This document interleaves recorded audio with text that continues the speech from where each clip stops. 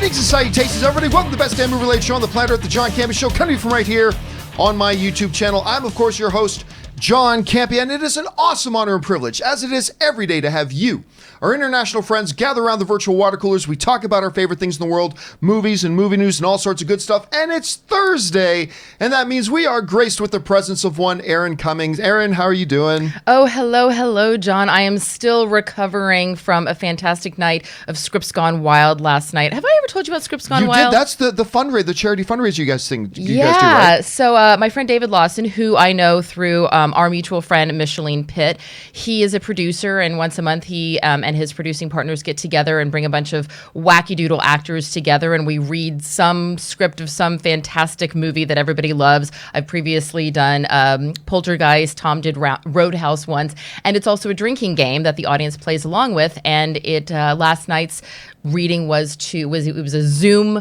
event, and it was the reading of Stripes. Oh, wow. The Bill Murray film. The Bill Murray film, which kind of racist. like you go back to those early 80s comedies and like the rape jokes and like the races, you're just like there were a lot of cringeworthy moments that we were all going, ooh, that doesn't last. But raised money for a wonderful charity, MVP, vets plus athletes getting together and working out their a lot of their issues of moving forward beyond athletics and the military and all the combinations that has. So yeah, it was great. But Scripts Gone Wild, I'm sure it's still on their YouTube page if anyone wants to check that out. And it is good to have you here, and it is good to have you guys here today, as we got a number of things to talk about here. Going to let a couple of housekeeping items here to let you guys know about first as we get started here. First of all, I've been announcing this for a while. We're going to keep announcing it for a couple of weeks. The John Campea Show is now available in podcast format to everybody. It used to be a Patreon-only thing, but now, thanks to our Patreon supporters who said they want everybody to be able to have it, it is now available. You can find it on Apple Podcasts or your favorite podcasting app of choice. Go find it, subscribe to it today. Plus, we're going to be putting up some special little podcasts as well up in that feed as well that aren't necessarily going to be on the YouTube channel, so you might want to go and check that out.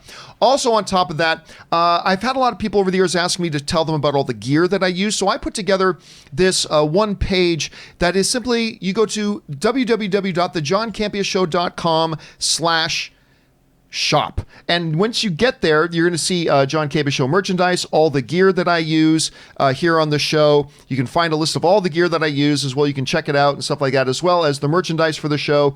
You can get mugs or t-shirts or hoodies or whatever of all the different sorts of things that we going on. So you can go and find that again at thejohncampeashow.com/shop, and that stuff is there waiting for your perusal.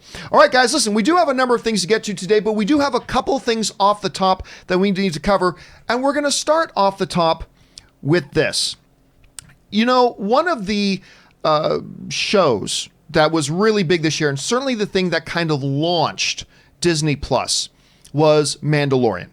Now, Mandalorian came and went, and then we all realized, wow, Disney Plus really didn't have much of a plan for good original content after Mandalorian was done, as we're all just sitting around waiting for more stuff to come. So we're all anxiously awaiting Mandalorian Season 2. We know they finished shooting. Then the other day we talked about how they've announced that they're already working on Mandalorian Season 3, which is great. Now, in the meantime, though, they made an announcement that starting on May 4th, that's Star Wars Day, of course, they're going to be releasing on Disney Plus an 8-episode docuseries all on the making of Mandalorian Season 1. Yes, a documentary making of series that is actually as long as the series itself, but be that as it may. Well, anyway, they just released the first trailer for this making of Mandalorian documentary, and I gotta tell you, I loved it. I mean, it looked exactly like what I thought it would look like. You got that traditional now Disney roundtable with all the directors talking, the roundtable with all of the cast talking, stuff like that. A good look at their whole, the video wall technology that they use. It just looks really, really interesting and appealing, and I liked what I saw. So anyway, I thought it looked great. Erin, you had a chance to see this documentary, or at least see the trailer for the documentary on The Mandalorian. That was your first time looking at it. What did you think about it? I'm very excited about this. I love behind the scenes making of documentaries and even the little snippets that we get with some of the television shows, because I like to see how the sausage is made, to use the pun. And I think that a lot of people enjoy engaging in this and tuning into it as well, because it pulls the curtain back. And now with so many people having, filmmaking capabilities at their fingertips using their iPhones or whatever and using software to edit together their own movies, even more people want to go, well, how did they do that? Well, how complicated is that? And what tricks could I maybe do as I'm making my home videos and pursuing a career potentially in arts and in the world of filmmaking? Additionally, I love the shots of the round table of the directors because they themselves are so passionate about the show. That really comes through when they're talking about it, and also to see the diversity of the directors that you have. You have Bryce Dallas Howard and Deborah Chow, Taika Waititi. How do you pronounce Rick's last name? Fukuyama, or I always pronounce it if I'm not reading it. If I'm not reading it off in front of me, I always forget how to do it. Right. And, but it's just an incredibly exciting thing for us to be able to peel back that curtain. And I like the fact that it's 8 episodes long because there's probably 8 episodes plus worth of material. If you think about the play Noises Off, famous Neil Simon play, the best thing about it is that it shows the entire play in the first act, and then in the second act, the entire set turns around and you see the entire play again, but from the backstage point of view. And as anyone who has worked in the theater will tell you, what's going on backstage is often just as entertaining, if not more so, than what's going on in front. So I'm really looking forward to this, and I think it's going to be a big success for them. Did you ever see the Christopher Reeve, John Ritter, Carol Burnett, Michael Caine film version of Noises Off? No, I didn't. I've seen the play several times, but I've never seen the film. It's my second favorite comedy of all time. Really? Yeah, 40-Year-Old Virgin is my favorite comedy of all time. Noises Off is actually my second favorite comedy of all time. I didn't know that. I will check it out. Absolutely love it. Question here is, guys, have you had a chance to see this trailer for the Mandalorian documentary series, I should say? If so, what do you think? Jump on down to the comment section and let us know what you think of it. All right. With that down, let's do one more off the top. And this one is very head-scratching. Now, we have been talking a lot about the last month or so about the financial crunch that AMC Theaters has found themselves in. A company that spent an awful lot of money to improve their theaters. They bought new theaters. They put in leather recliners. They developed their AMC A-List service for customers. And they went tons and tons and tons into debt doing all that stuff.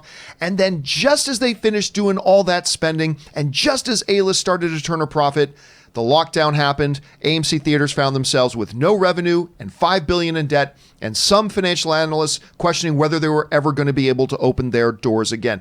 Now, recently, they were just thrown a little bit of a lifeline. They established a new $500 million line of debt credit, so that might be able to keep them afloat, as a matter of fact.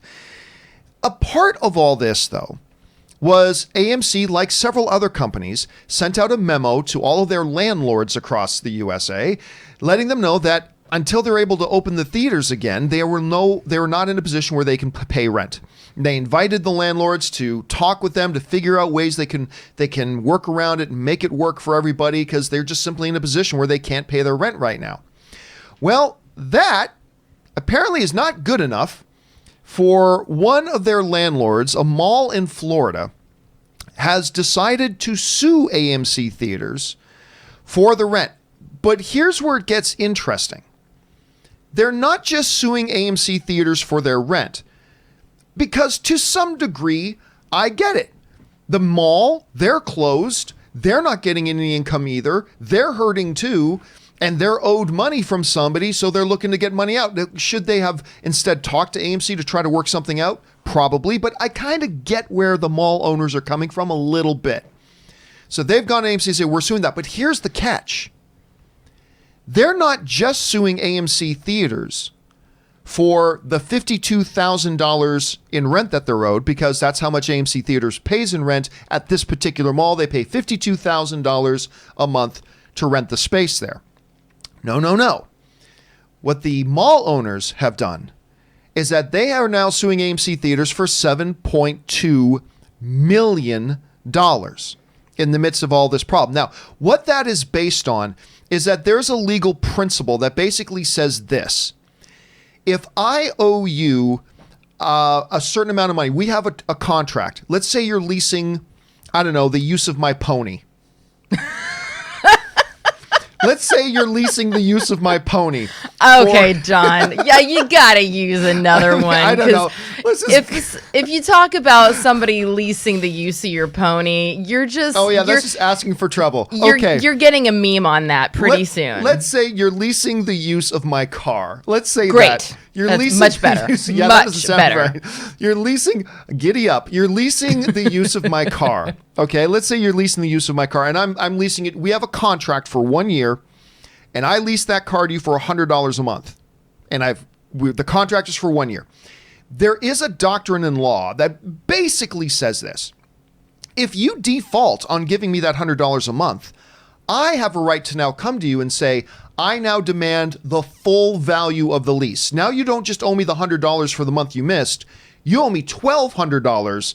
You got to give it to me now because you defaulted. So you got to give this to me now or I'm taking the car back, sort of thing, right?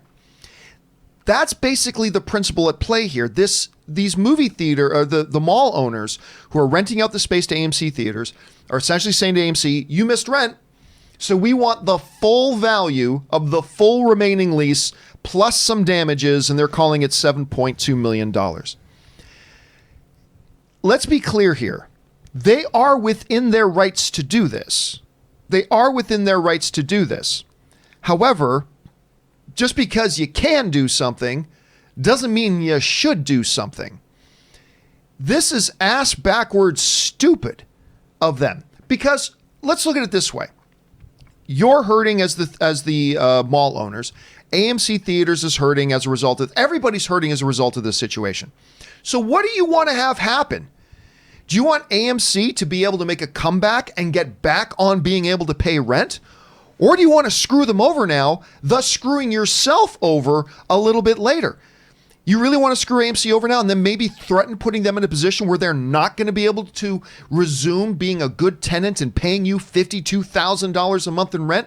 So to me, on one hand, morally, again, going after them for the $52,000 they're behind on rent, I think that's questionable, but I get where they're coming from. For them to take that next step to go, we want to trigger this legal doctrine where we can get all the money from you right now, that to me just seems asinine from a moral point of view, but from a practical, in their own self-interest point of view, it seems backwards thinking. Aaron, we're talking about huge corporations, but this one in particular is feeling the sting here. What was your reaction when you heard about this situation? Do you see things from the point of view of the mall owners, from AMC? How do you look at this? Oh, Florida. Florida. No, this is not only is this morally reprehensible, it's just bad business. We all know that brick and mortar stores have been suffering for a while and have had to jump through hoops to get people to get out of their homes and go physically shopping. Neiman Marcus has just filed for bankruptcy, which is huge. Neiman Marcus was sort of the department store belle of the ball, and so it's not unlikely that other big stores like that, Bloomingdale's, Macy's, JCPenney, what have you, are going to follow suit. So malls, really, a lot of these places are only going to have their movie theaters there to drive traffic. I mean, you plan on going to the movies. Okay, well, we're going to go to the movies. Well, before we go to the movies, let's go to the restaurant that's next door to the movie theater and do that. Oh, well, you know what? While we're here, I want to go get a candle at Bed Bath & Beyond and maybe get, Victoria's Secret's having a sale. The movie theaters drive traffic to the mall for the other brick and mortar stores. So to not embrace and love the movie theater if you are a mall owner is just stupid. Like those are the people, that's the one you want to really take care of the most. Because people can always shop online for whatever they want, whether it's a new product in a store. But if there is a movie that is only out in theaters, eventually people can see it at home, but they're not going to be able to see it at home right away. So it's really bad business. But also, like, they're potentially very close to opening the theaters. Ron DeSantis, the governor of Florida, not super unlike Brian Kemp, the governor of Georgia. And Georgia is opening tomorrow bowling alleys, hair salons, and something else. Restaurants, right. But very soon after that, they're going to be, the next rollout is opening movie theaters. if it goes well for Georgia, I'm not saying it will or it won't. If it goes well for Georgia, Florida is probably not far behind them in opening up their restaurants and movie theaters and bowling alleys. So this is a very short-term problem potentially for Florida. On top of that, like, the movie theaters, like I've already said, are the only real source of income that these malls are going to have to look forward to. But long term, what I say is, how about this, Florida?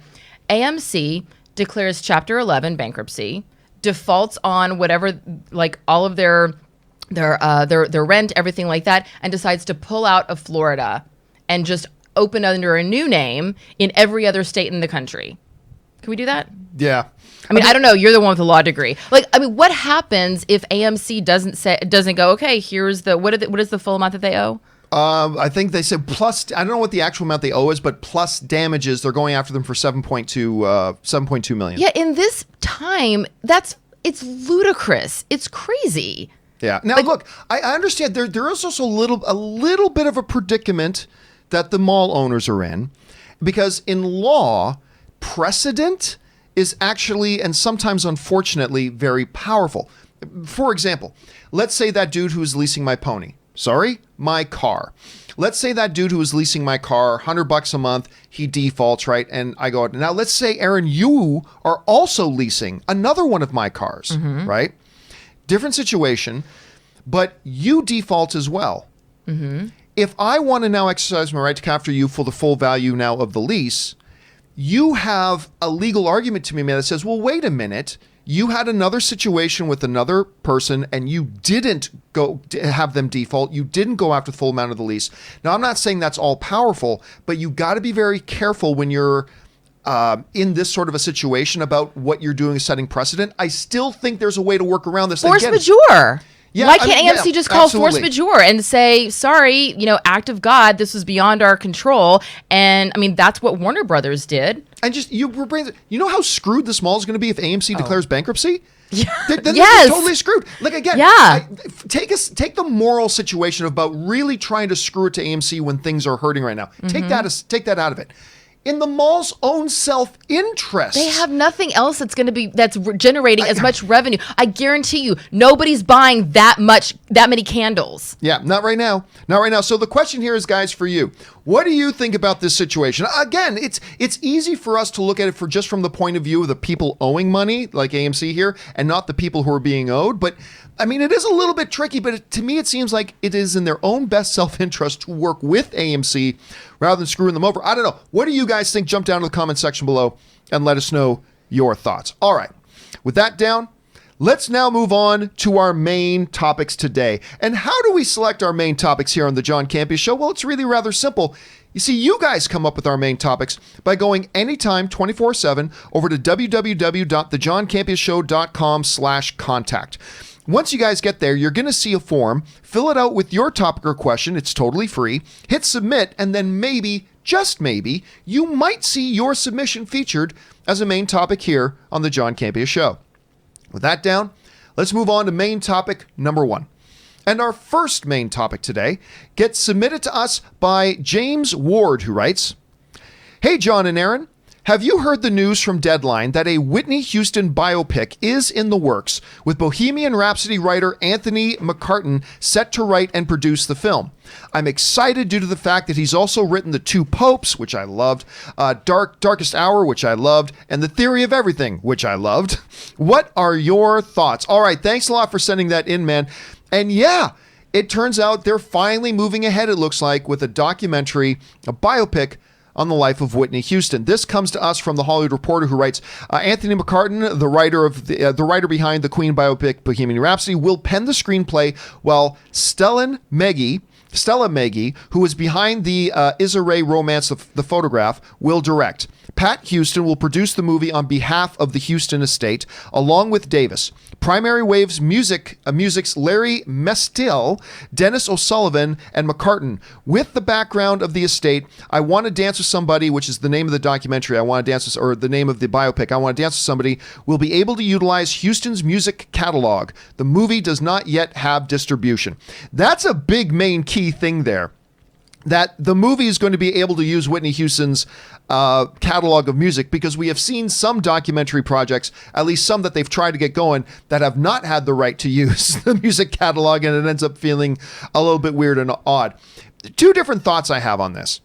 The first thought I have on this is, well, of course you do one on Whitney Houston. If you're going to do one on musicians and stuff like that, which I'm usually not a big fan of biopics on musicians, but if you're going to do one, Whitney Houston is definitely one. She was the biggest star in the world for a long period of time, with a very tragic ending. And so that is just something that lends itself to storytelling, both as a cautionary tale and as something of great interest to a lot of people. So yeah, you make a biopic out of this.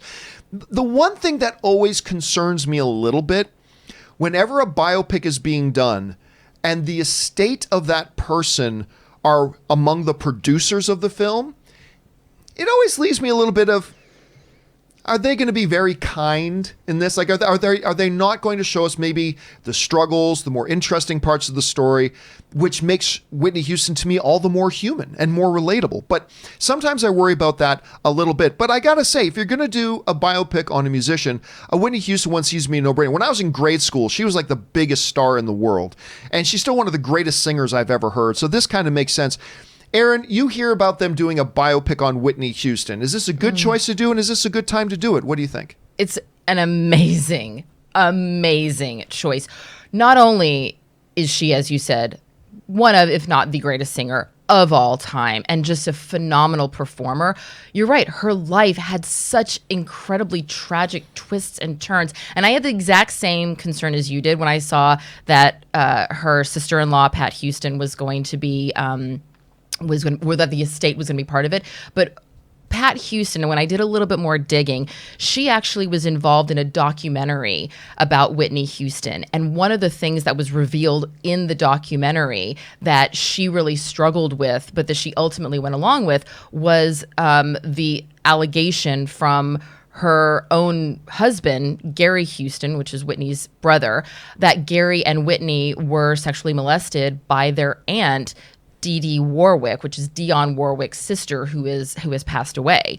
And she said that was, and that was sort of what ultimately led to Gary and Whitney and their having drug problems and the issues that they have faced. And she said that was a really dark thing, and she had to go to Dionne Warwick and Cissy Houston, Whitney's mom, and say, this is what they're saying. And so the fact that she was willing to go to that dark place and reveal something so horrible about her own family and what that potentially might unravel leads me to believe that she really is interested in going to those places. And also, if we look at the success of Bohemian Rhapsody and Rocket Man, part of what made those films successful and relatable was the fact that you saw all of the darkness, as well as they showed what was on top that the audience got to see, that we as fans got to fall in love with, but then everything that was also going on. It'll be interesting to see if they explore Whitney's relationship with Robin Crawford. That will be very interesting. Robin Crawford, who wrote a book about her sexual and romantic relationship with Whitney Houston, and so it'll be really interesting if that is explored. I don't know. I think that she has such a fascinating life story, and even Pat has said that part of Whitney's story is a cautionary tale. Yeah. So I think that she's really willing to show everything, and it'll just make us fall in love with Whitney all the more. Did you watch, I remember we actually stopped and watched the memorial service for Whitney Houston. Did you see or ever see the Kevin Costner speech at her memorial service? No. It was beautiful. Oh, I bet. If you guys at home, if you haven't seen it, if you get a chance, I'm not sure where you would find it, but Kevin Costner giving, I don't know if it was the official eulogy, but he was one of the main speakers at her memorial. It was a beautiful and touching speech. And if you get a chance to look it up, do go look it up. Question for you guys is, what do you think about a biopic on Whitney Houston? Do you like the idea? Would you be interested in it? Jump on down to the comments section below and let us know your thoughts. All right. With that down, let's move on to main topic number 2. And our second main topic today gets submitted to us by Greg T. And Greg T writes, I read the story that HBO has ordered another season of Westworld. I have to admit, I was a little surprised to hear this because I had heard the ratings for the third season weren't all that great, and I personally haven't loved it like I loved the previous two seasons. I didn't love the other two seasons either myself. But anyway, is this a case that they feel the numbers are still good enough, or a belief that they can get better with season 4? Thanks. All right, thanks for sending that in, man. And yeah, Greg, I got to admit, I was a little bit surprised as well to read the announcement that HBO has indeed greenlit a Westworld season 4. Now, this report comes to us from Variety, who writes, the series saw a large viewership drop off in the season's premiere. That's the third season's. According to Nielsen data, the premiere notched 901,000 viewers in live plus same day viewing, a 57% drop from season 2's opener. In live stream plus same day alone, the series is down about 50% in viewership compared to last season. Now, it's also important to understand that, wait a second, less than 1 million viewers? Listen, the overall viewer number was still much higher, but they're saying from live, people who watched it live as a broadcast and then watched it on the same day a little bit later, on the same day, that number was down by half overall. Down by half. Even though numbers climbed in viewership over the week, it still was down by half on that initial data. That's not minor. That's not little. So the question does come, do we think this is a situation of they think still, even at half the numbers are good enough? Maybe, because if you're drawing in 7 or 8 million viewers, maybe that's not as many as the 12 million viewers you were getting before. That's still a pretty damn good number. So maybe it's that. And it's also probably a belief that going into season 4, now that the audience has adjusted to the fact that they're not in Westworld anymore, maybe that'll carry them a little bit further. I still thought it was an interesting choice. Now, look, I'm not the biggest fan of the world of Westworld. I tapped out after season 2. I haven't watched season 3, even though the trailer made me interested. And maybe I will check out season 3. Aaron, what do you think about them greenlighting Westworld season 4? Is this a good move for them? Is it a bad move? What do you think about the numbers we're hearing? What do you make of this? Well, first, I didn't want to do this while you were talking. Sorry. Oh, thank you for waiting. So refreshing. Yeah, I am totally confused by this, to be honest, because we've talked about how I loved season 1. I was all in every bit of it. And even season 2, I was like, okay, I'm still in it. I like it.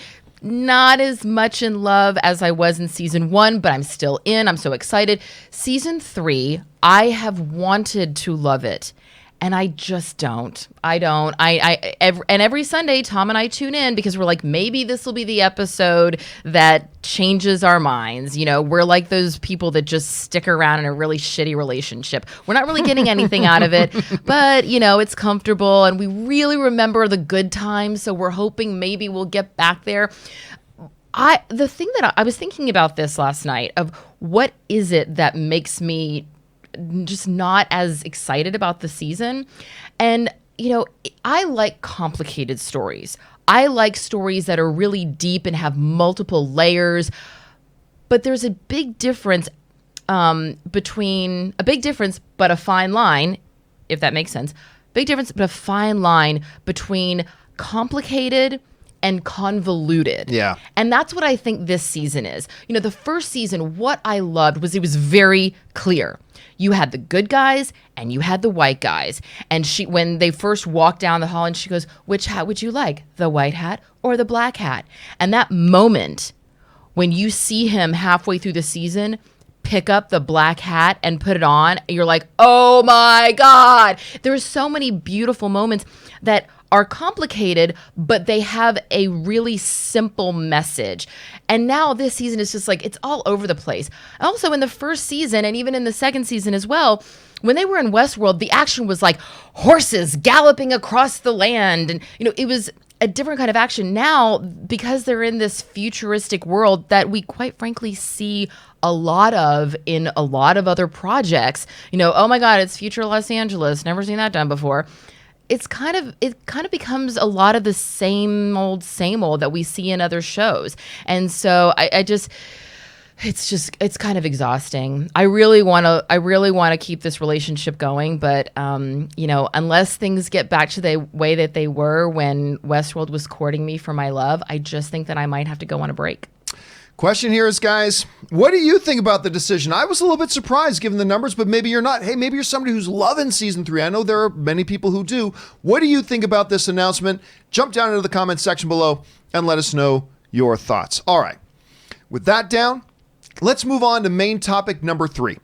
And our third main topic today gets submitted to us by Joey Luca, who writes, "Hi from Scotland." Well, hello. Thank you for writing in from Scotland and crew. What do you make of the news that a new Star Wars series on Disney Plus will be female-driven with a strong martial arts element? Seeing as Rey was a strong female lead, this has to be a good move for Star Wars. Your thoughts? Thanks, and stay safe. All right. Thanks a lot for sending that in, man. And yep. Apparently, again, this is not coming from Big Gus's gas station movie blog.fart. This is coming from the actual trades. This is coming from the actual trades. There is a new Star Wars show on Disney Plus in development. Now, of course, we've already got Mandalorian. We've got the Cassian Andor thing moving forward. Things seem to be back in motion for the Obi-Wan series. And now there is another one. This one comes to us from Variety, who writes, "A new Star Wars series is in the works at Disney Plus, Variety has learned from sources. The series hails from Leslie Headland, the co-creator, showrunner, and executive producer of the critically acclaimed Netflix series Russian Doll, which Robert Meyer Burnett talks about all the time. He's all about that show. He loves that show. And Chris Carr loves that show too. She's talking about that show all the time too. Anyway, details of the exact plot of the series are being kept under wraps, but sources say it will be a female-centric series that takes place in a different part of the Star Wars timeline than other projects. Headland is said to be attached to write and serve as showrunner on the series, with the show currently staffing. And that, of course, comes to us from Variety. I got to tell you what, this sounds all kinds of good to me. Listen, whenever you court and go out and get insane award-winning level talent as storytellers, you're just setting yourself up for good things. I mean, it can go bad. It can go bad. We've seen it go bad before. But generally speaking, you're just setting yourself up for success when you're putting the people who already have demonstrated they know how to make great, compelling on-screen stories, and you get them to run something like this as well. Now, listen. I can already hear the man babies crying about, why is it female-centric? There's an agenda. Listen, let's just put that to bed and not touch on this again, shall we? Listen, they've already got 3 other series coming that are all male lead, okay? That means right now, if this comes out and it's only 4 shows, that's 75% of their male lead. They got one that's going to happen to be a female lead one. Deal with it and just move on. So can we move on from that? Thank you. I think this sounds great. I always get excited when you get talented filmmakers and storytellers and television people behind the scenes. This is somebody who's really hot right now. Not only does she work on Russian Doll, but if you go through her IMDb, she's got a really impressive resume of stuff that she has worked on before. And I think she can bring something pretty exciting here. Now, that is not to take away from the fact that, I mean, will it actually happen? I don't know. Maybe. I mean, we've seen a lot of stuff with Disney Plus saying something's going to happen. It hasn't quite happened yet. I mean, we're supposed to be getting Obi-Wan. Obi-Wan goes on hiatus, and the Cassian Andor had some problems going around and stuff like that. But listen, I just got to say, overall, I think this is pretty exciting. You get a talented person like this on it. Aaron, you hear about this? I'm not even sure if you and I have never talked about it. I don't even know if you watch Russian Doll or not. But what do you think about this announcement? How do you see it? Russian Doll, phenomenal show. Very, very cool that Leslie Headland is coming over and is going to do this. You're going to be a little surprised about what I have to say, though. Okay. I really, really loathe the descriptor of female-led, because here's why. I love the idea of a predominantly female cast. I think it's fantastic. And if this is a world which it's like maybe there's a planet and there's only female characters, there is an episode. So I would go crazy when Tom would watch Rick and Morty because I didn't know the show, so I would just hear it and it just sounds like a lot of screeching and screaming and fart jokes. And so he got me into watching Rick and Morty by this one sketch or clip that's part of it where Rick and Morty or Summer and her grandfather go to this female-dominated planet. And it's really hilarious. Like they're walking through and and all the women are greeting each other by saying, "I'm here if you need to talk. I'm here if you need to talk." And there's restaurants that are just called Chocolate, and there's a big loudspeaker that says, "Attention, the spider is still in Sector 5. Please plan your routes accordingly. Is it cold in here, or is it just me?" It's very funny, and it pokes fun at women. And I was like, oh my God, I would watch an entire television series just based on this world. So if they want to make a world that's just women and it kind of pokes fun at us too, cool, I'm all in. But my problem is, why are you only releasing the fact that it's a female-centric show? Oh, and they're going to be doing some kung fu or whatever. Like, why say that? Can you read me the headline again? Except take out female-centric and just put male-centric. Let me see. Sorry, here. you weren't planning on going back to that. I wasn't planning on going back to that shot. The point is, these other shows that you talk about that are predominantly male-driven, nobody says, oh, we have this upcoming series. We're not going to tell you anything about it, but it's going to be predominantly men. You want to watch? That's exactly what it's saying. And for me, yes, I want to see shows with more women, obviously. But you don't have to say that's the selling point. Tell me a little bit about the story. Make me fall in love with the story. Because ultimately, I'm going to finish that thought. Ultimately, if the show does fail, then it looks like it failed because it was female-centric, not because of a million other factors that it could have failed by. And also, when the first news of it is female-centric, I know that there's a lot of people, not just men, but also some women named Karen, who also are just going to be like, all right, I'm not interested in that. I'm tuning that out. So I would have preferred if they said, oh, Leslie Headland is going to be doing this new show, and it's going to be, about martial arts, and this is a little bit of the story, and then just cast a bunch of women. And then just let us discover that. But I hate the fact that it has to be female-centric, because you don't have that for male-centric shows. I feel like it then goes... it all of a sudden becomes categorized as, oh, this is chick flick stuff. Well, now, see, we're giving ladies something. To be fair, the headline of the story is, and remember, this was me, coward. Yeah, here's the thing. This isn't a press release that Disney put out. This is not Lucasfilm put out a press release saying, we are doing a new Star Wars show that's female-centric. That's not... Now, the headline on the Variety article reads, Star Wars series from Russian Doll co-creator Leslie Headland in the works at Disney+. That's the headline. Now, in the story, further down in the story, the writer of the article, who was Cheyenne, I cannot pronounce her last name, who wrote the article, she does mention that it will be a female-centric show. She mentions that in the article. Right, but that's what I mean. There's no other information about, even if there was anything else, but the only thing we have to go on about this show is the fact that it's female-centric, and I just feel like it's a little gimmicky, to be honest, and I feel like it's a little pandering. I don't know that I agree. I don't. And you don't have to agree with me. You're still wrong. I'm not sure I agree. Here's why I'm not. Well, that goes without saying. Here's why I'm not sure that I agree, because at this point, Star Wars, particularly on Disney Plus, right? For them to... They've got 3 series coming out, all the male-centric leads. I think there's something to be noted by saying, oh, by the way, this will be the first one that's not male-led. This one's going to be female-centric. This one's going to... Because, now, if this was the first Disney Plus show, don't say it. If it was the second Disney Plus show, maybe don't say it. If it's the third Disney Plus show, you might want to say it. If it's the 4th Disney Plus show, and it's the first one they're going to have with a female lead, I think it's at least worth a mention in the article. Again, I want everybody to remember, this is not Lucasfilm that came out and put out a press release saying, we're doing a female-centric Star Wars show, everybody. That's not what happened here. It was Variety broke a story about information they found out. They just said in the headline, a new show is coming. And it's later in the article, kind of buried down in the article, that they're saying it's going to be a female-centric led show. Yes, but you just proved my point, because when you said it, you said, oh, and by the way, it's a female-centric show. And yes, I agree with you. The headline didn't say it. It is in the body of the article. But in the article, it says, we know nothing about this project except the fact that it's female-centric. Well, that's all they know. Then that's what they tell us. Right, but that's what I'm saying. That information is clearly coming from Lucasfilm. We can't tell you anything, but there's going to be a lot of ladies.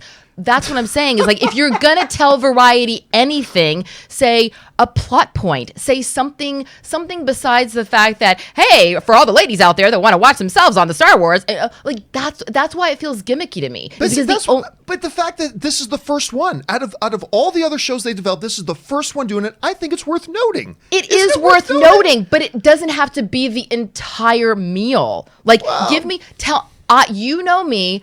I am all about story. When I heard about, people were like, oh, you're going to watch 1917? And I was like, oh yeah, a bunch of white soldiers fighting in a war that we've already heard about a million times. I can't wait.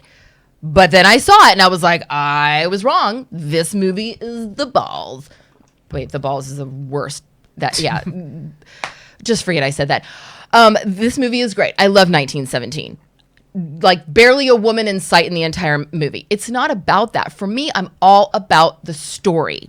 And so I want to know that Leslie Headland is coming in and there's this amazing new story. And I want to be like, oh my God, that sounds so exciting. I want for all the man babies out there to be like, oh my God, this is so exciting. And then say, and by the way, it's going to be starring a bunch of women. And then I go, oh my God, and that's awesome too. But to say, hey, the only piece of information that we're going to leak about this is the fact that it's going to be female based. But remember, this might not have been information. Like, a lot of times they got their information from somebody. Yeah, they got it from somebody. But a lot of times, like when Hollywood Reporter, Deadline, Variety run these stories, it's like the people at Disney are probably, okay, who told them? Like, it's a lot of times they have sources. Okay, don't tell anybody it was me that told you, but we're doing this, and this.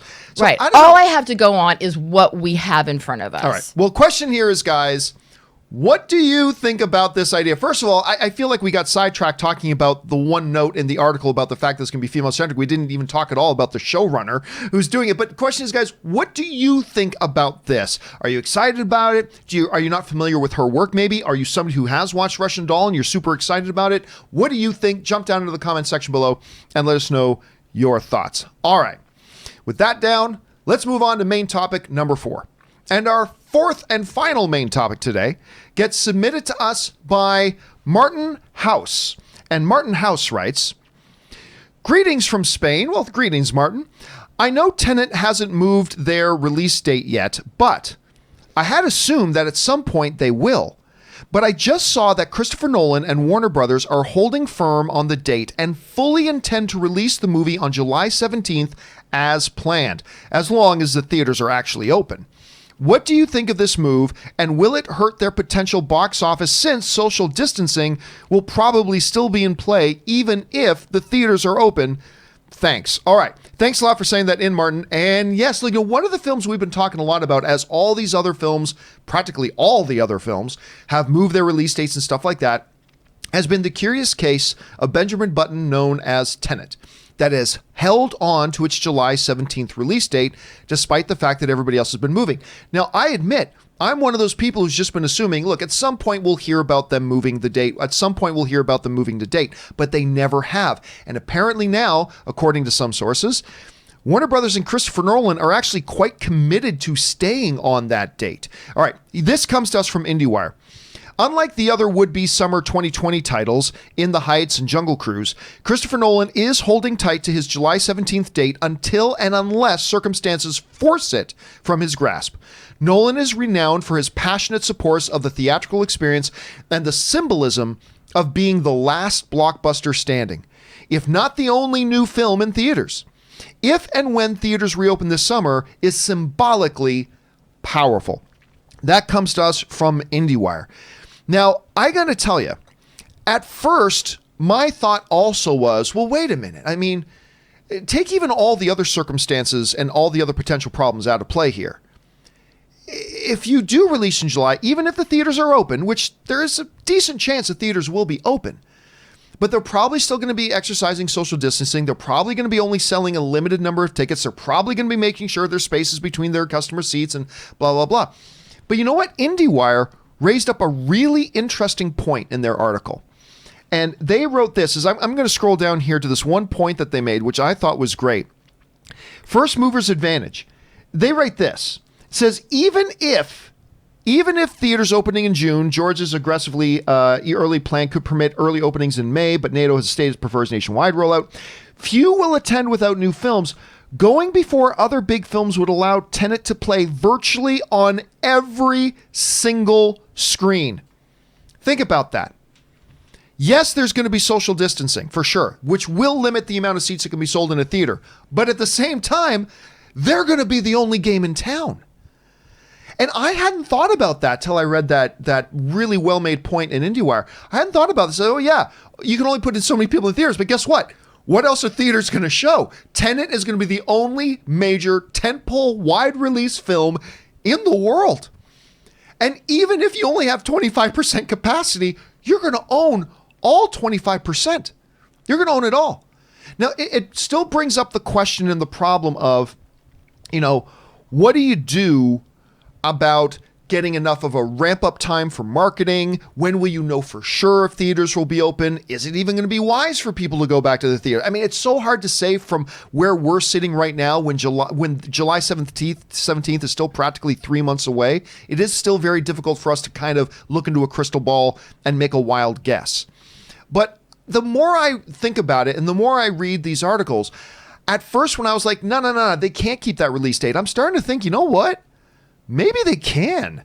And of course, a lot of that will all depend on what state is the world in 60 days from now. Are the theaters actually going to be open? There's a lot of stuff there, but I'm starting to believe that maybe they really will. That Warner Brothers and Christopher Nolan here, Aaron, are maybe going to keep this date. But Aaron, you see this whole thing. You've seen the articles. It's hard to look into the crystal ball. It is still 3 months away, but what do you think about this? Can Christopher Nolan, Warner Brothers hold on to this release date? What do you think? They're clearly taking a big gamble, but as we've seen sometimes, big risk, big payoff. I mean, if they are the only game in town, if they are the only big tentpole movie that's taking up the majority of theaters, and if people are feeling comfortable going back to the movie theaters, then yeah, they're going to have a lot of success on this. I would bet my left pinky finger that they have a date sort of softly in place for the following summer, just in case, because as they said, they may still have to move. If this is still going on and movie theaters are not open at that point nationwide, then yeah, they're just not gonna be able to physically open at all. However, as we've already talked about, we have Georgia that's planning on opening movie theaters in 2 weeks. If that turns into be a success, a lot of other states might follow suit.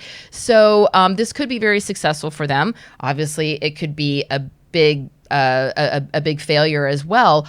But this will be an interesting time to find out how comfortable people are. I was thinking about this. I wanted to ask you this: what will it take for you to feel comfortable going back to the movies? I mean, I know that we've talked about when we'll go back. Like, are you going to say, hey, as long as there's social distancing, as long as blah, blah, blah, what's it going to take for you to go back to the theater? Not too awful much. Look, I start and end my show almost every day with, guys, we got to do the 4 things. Stay smart, stay safe, take care of yourselves, take care of the people around you.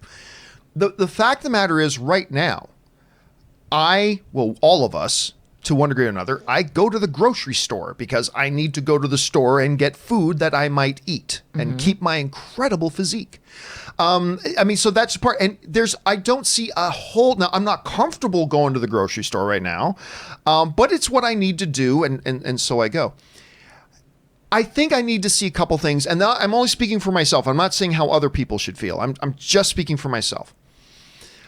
I think I need to see, doctors and scientists, not politicians. I need to see doctors and scientists telling me that the situation has improved, saying that we still need to be careful, but we believe that the curve is at a point right now that we can feel comfortable to start coming back outside again.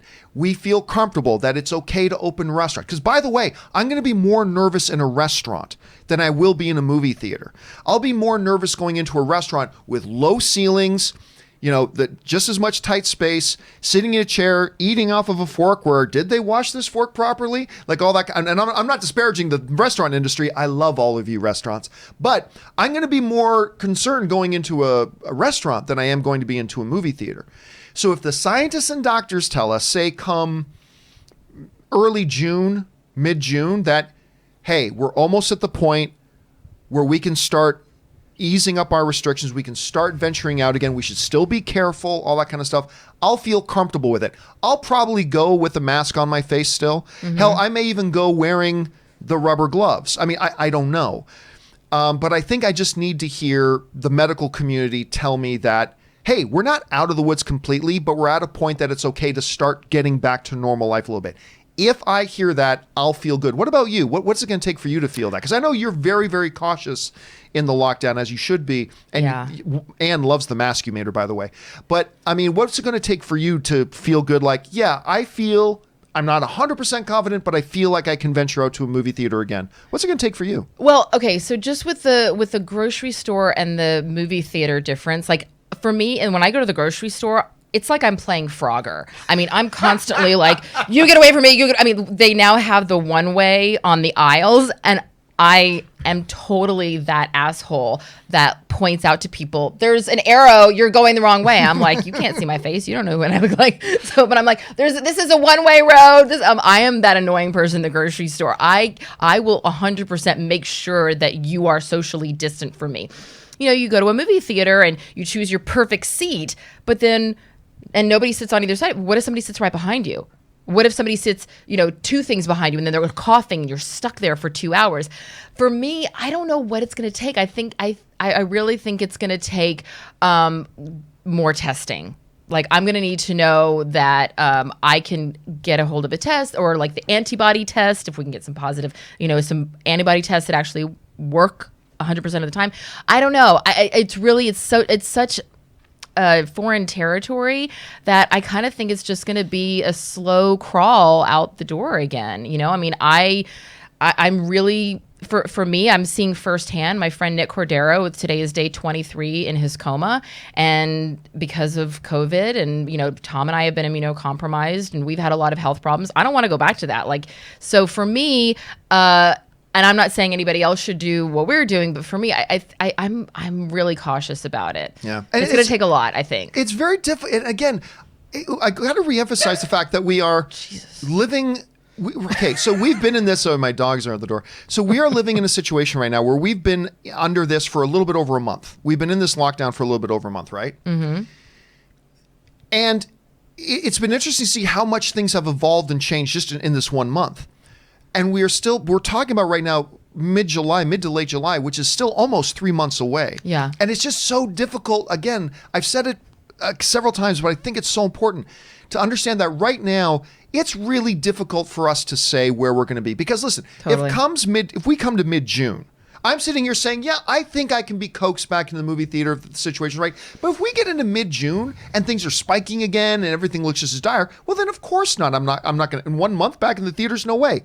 But if we get to mid-June and our doctors are telling us, you know what, we're getting there, it's improving, and some states have opened up hair salons and restaurants again, and we're seeing that because we did the right things the past 6 weeks, that we're not seeing new spikes and all that kind of stuff. Maybe I feel better, but I'm going to need to get to mid-June to really develop my thoughts on this. I'm sorry to interrupt you. No, go on, please. The Will Smith movie that I was supposed to do. Yes. I saw that was supposed to open November 25th of this year. It's now been pushed to November 21st of 2021. It's being pushed an entire year. And a lot of these movies are being pushed that far out.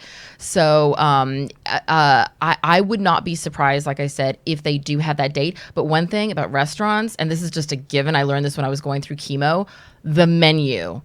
Always, because the menus never, the silverware, it at least gets run through the dishwasher. The menus never get cleaned. They're so gross. That's why I love restaurants like Islands, where the menus are paper and they throw them out as soon as you leave, and then they bring a new menu to the table every time.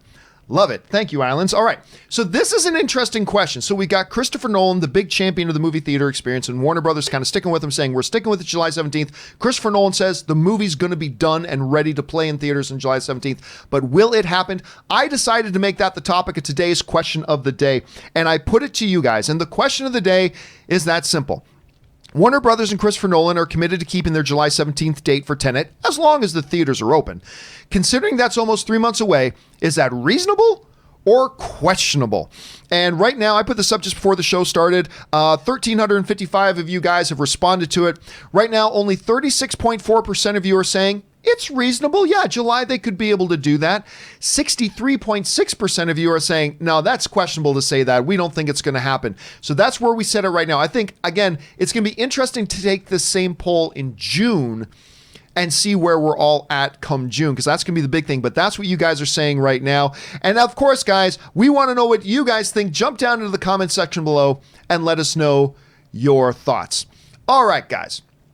We are now going to move into the live questions part of the show. Now, before we do, we normally take a little bit of a break. But what I decided to do was to get a jump start on answering the questions. So I enlisted the help of Earth 2 John to come in and get the ball rolling answering the live questions. So right now, I'm going to take a break here with Aaron for about 10 or 15 minutes or so. And I'm going to throw it over to Earth 2 John to start answering the questions you guys have been sending in since yesterday, including a couple of the leftover questions from yesterday's show as well. So let's now throw it over to Earth 2 John. Take it away. Well, thank you, Earth Prime John. Let's start getting caught up on those questions, shall we? All right, while you're taking a break, Daily Asgardian News writes, since you and Rob are here, Rob's not here right now, I believe there is a middle ground between your points of view on objectivism on films. Movie reviews on Rotten Tomatoes and Metacritic can be used to show which movies are objectively good. Actually, that's completely not true. Because the getting scores from Rotten Tomatoes and Metacritics, all that is a collection of the subjective opinions of all those different movie critics. And then they just kind of gather up all those subjective opinions. Look, there is no getting around it. Art is subjective, because the only way, by definition, that something can be proved as objectively true is something that can be empirically measured. How tall is that building? You can measure that. How fast was that guy? You can time that. How heavy is that stone? You can weigh that.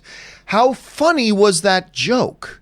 It's up to the subjective opinion of the individual listener, and that's just the way it is. That is the definition of subjectivity.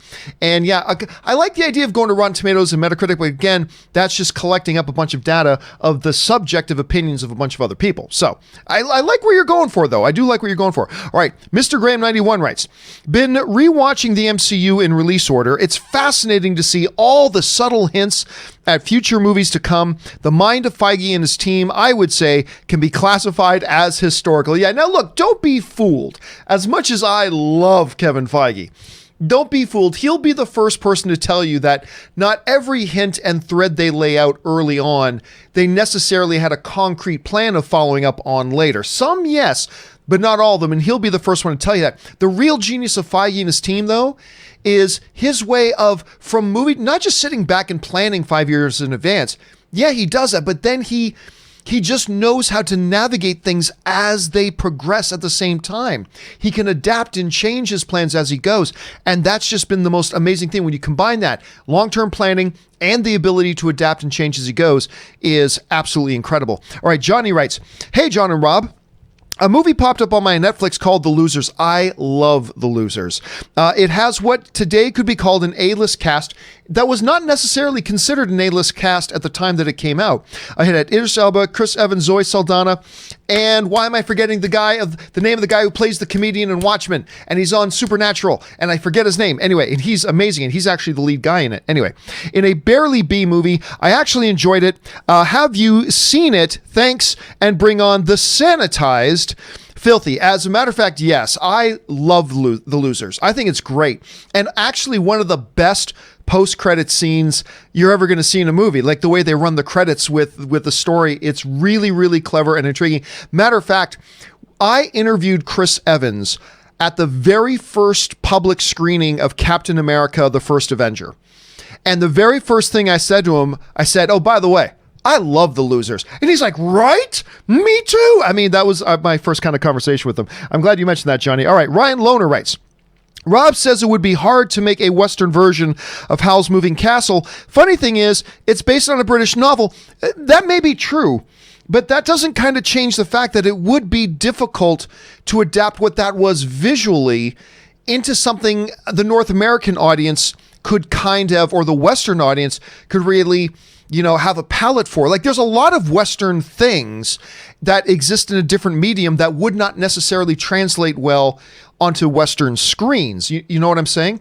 And yeah, I agree with Rob on that. Howl's Moving Castle would be, as it is and as we all know it and love it, I think it would be very, very difficult to translate into for a North American audience without losing a lot of its magic. All right, Mr. Graham91 writes, we're talking about tentpole movies being pushed back, but what about the Oscar contenders? If their productions have been halted as well, will there be a significant lack of films for Oscar season? The thing about that is a lot of times these Oscar contending movies, look, what is true is that you'll often get these movies that are being worked on right up until the last minute that they release. True.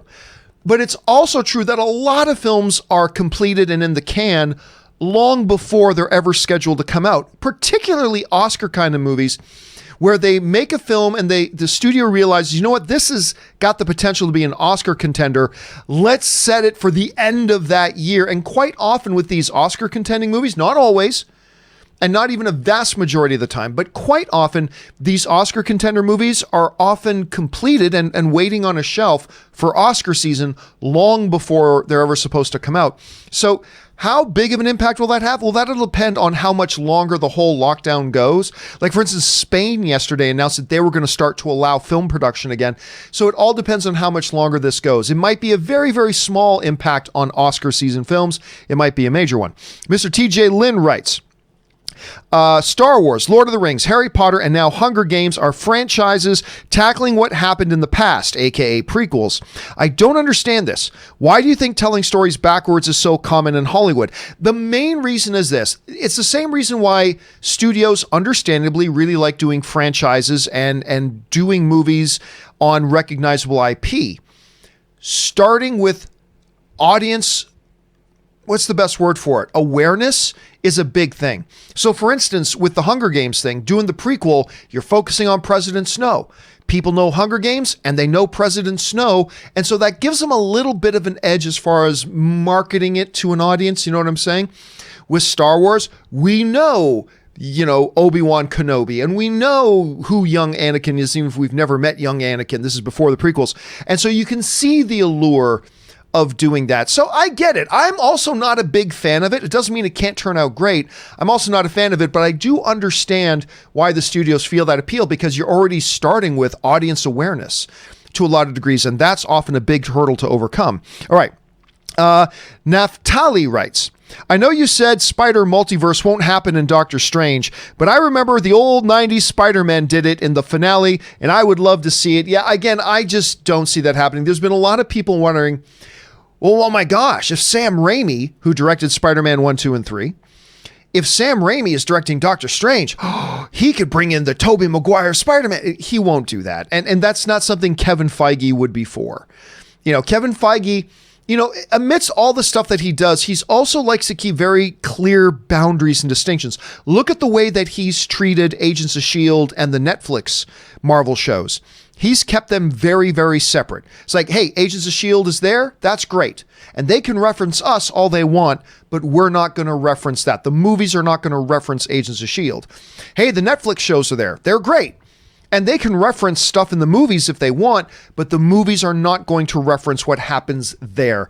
Kevin Feige has been very clear about keeping very strong, clear boundaries, so I really, really doubt it. I'm not going to lie. There would be a geekdom to seeing that kind of happen, but I really don't think Kevin Feige is going to allow them to go in that direction. All right, Lord Vanderkill writes, I honestly don't think this version of Spider-Man fits the Venomverse. They need their own Spider-Man to appear later on, maybe. I don't know that I agree with that, Lord Vanderkill. I really don't know that I agree with that. I mean, one of the great things about Spider-Man is that his character is so uniquely him. I mean, even in the comic books, Peter Parker is very uniquely Peter Parker. It's not a matter of fitting Peter Parker in with whatever villains there are. It's taking Peter Parker, confronting him with a villain, and letting its own chemistry kind of develop. And so I gotta say, while I do not think, like Robert thinks we're going to see Spider-Man maybe make a cameo appearance in the new Venom and Venom 2.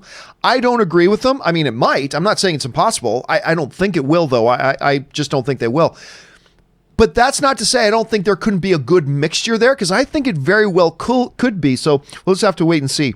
All right. Joseph's Book Reviews writes, Trolls is marketing itself as a 420 stoner flick.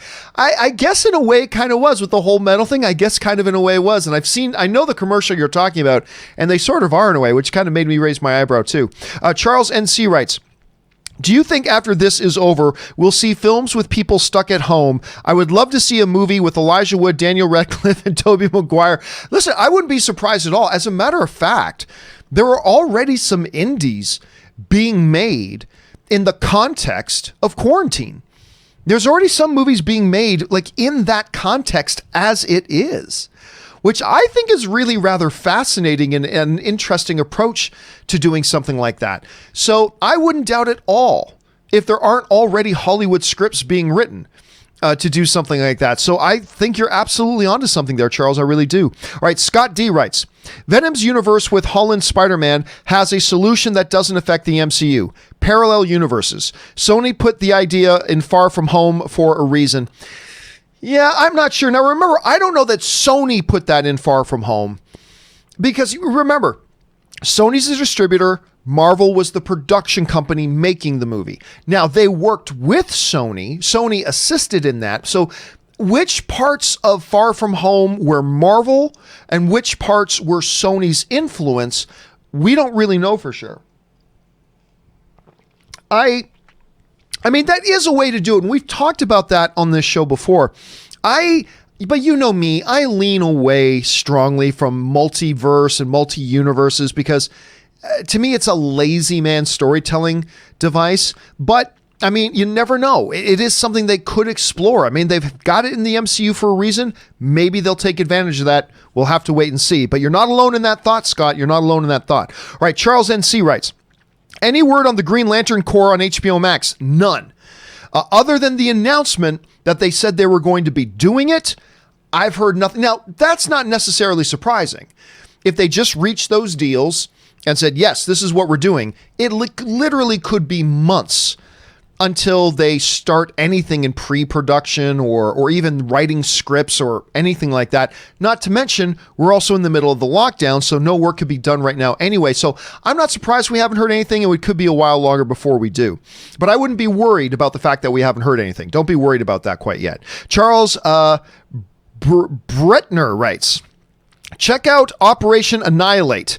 STTOS, don't know what that is. The crew fights a brilliant pandemic, and the mistakes they make along the way, very appropriate for today. So Operation Annihilate. Again, I don't know where that is from or what it is. If you could email me, Charles, at john@thejohncampeashow.com, and John Campea of Earth Prime, I'm sure we'll get that. And just let me know where that is, because it sounds intriguing. I just have no idea what STTOS is. All right. Triangle Man 2K6 writes, what canceled series would you like to see revived on streaming? I would like to see Firefly and Happy Endings do a final season on Hulu or Disney Plus. Firefly will never happen. That'll never happen. You're never going to get that collection and group of people back together again. And Joss Whedon is now working on many other things. So I don't think that's ever going to happen. But God, remember a couple of years ago at Comic-Con, they had a big reunion panel of Firefly. And like, that's all everybody wants, by the way, is I would love to see it. And listen, I'll take just a Serenity sequel. I thought Serenity was absolutely fantastic. Like I said, I'll just take a Serenity sequel. Thank you very much. Sign me up for that. All right. Mike Schwenk writes, can we raise money towards a goal for a charity of your choice that after the year of growing your hair out, you cut it like Brad Pitt in Fury? Yeah, I was saying that now that I have cut my hair, because I just couldn't take it anymore, but now my hair is all one length. See, my hair before wasn't all one length, and so but now my hair is all the same length. And I'm actually seriously considering like going a year growing it out. See if I can get my old band hair back. I don't know why, but my wife was interested in seeing it, so I might. So you never know, Mike. Let's see what happens. First of all, let's just see if I can actually go more than 3 months without cutting my hair, because I get real frustrated with my hair real fast. It's like zzz, buzz it off right away. All right. Naftali writes, hashtag release the breakdance cut. Hey, send me $1 million, look, not even $1 million, a $300,000 cashed super chat, and we will talk about releasing the breakdance cut. Then and only then will we talk about that.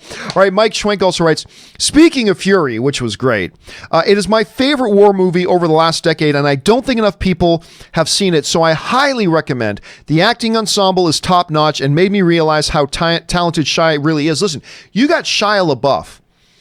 And listen, I was trying to tell people for a long time, listen, there's a reason Spielberg thinks this kid's a prodigy. But it was in Fury, when he's acting alongside a Brad Pitt, a John Bernthal, that caliber guy, and he was the best part of the movie. And that movie's really good, and Pitt's great in it, and Bernthal's great, but Shia LaBeouf, I think that was the movie that a lot of people went, oh, he's not just the annoying kid from Transformers, and he's not just Indiana Jones' failed son in a failed Indiana Jones movie. I think that's the movie that a lot of people woke up on him, and I'm glad that they did. All right, James Bethea writes, have you seen Road to Paloma, directed by Jason Momoa? I have not. Wait a second. I might have. 1 second. Road to Paloma. I was about to say no, I haven't. But if it's this movie that I am thinking of. Oh, it is not the movie I was thinking of. No, I have not seen this. This clearly did not play in theaters. So it's obviously got his wife in it, Lisa Bonet. It's got himself in it. Lance Henriksen's in it, so that's always cool. But clearly this was not something that played in theaters. I wasn't even familiar with this film, James, to be honest with you. All right, just a couple more, and then we'll throw it back to John from Earth Prime and you guys and your live questions. Mike Schwenke writes, lastly on Fury, directed by David Ayer, which is the reason I got so excited that he was directing Suicide Squad. Fanboys have been tough on him since Suicide Squad, which I get. The movie falls apart, but I think he's fantastic between End of Watch, which is incredible, Fury, and Bright, decent. I wasn't a big fan of Bright, to be honest with you. Curious on your thoughts on David Ayer. I like him very much. And listen, I'm in the minority. I had fun with Suicide Squad. I had fun with his Suicide Squad. I thought it was a good time. It was a hot mess of a movie, but there was a lot of stories that have gone around about the drama behind the scenes of it. But overall, I liked it. I had fun with it. It's a hot mess, but I liked it. And I think he's a tremendous director. But listen, you can think somebody's a tremendous director and not necessarily like everything that they do. And I certainly don't like everything that Ayer's done, but I think he's a tremendously talented dude. We'll take one more here just because I like the question. Movie suggestions, No Holds Barred. Is that the Hulk Hogan one? Hold on a second. No Holds Barred. Oh yeah, that's the Hulk Hogan one with the dude who in wrestling was known as Zeus. What was his actual name? Tommy Tiny Lister, who was also in The Dark Knight. Remember, he was one of the prisoners on the boat? Tommy Tiny Lister. Zeus. I remember they even tried to bring him from this movie into actual wrestling, and it didn't quite work out the way they had hoped for. All right, guys, that will do it for me on Earth 2. Thank you so much for allowing me to be here, and now let's throw it back over to John on Earth Prime. Thank you so much, John from Earth 2. I appreciate that, and appreciate you guys. By the way, guys, what do you think about that, about me getting a head start on the questions that get sent in instead of the 4-minute countdown clock?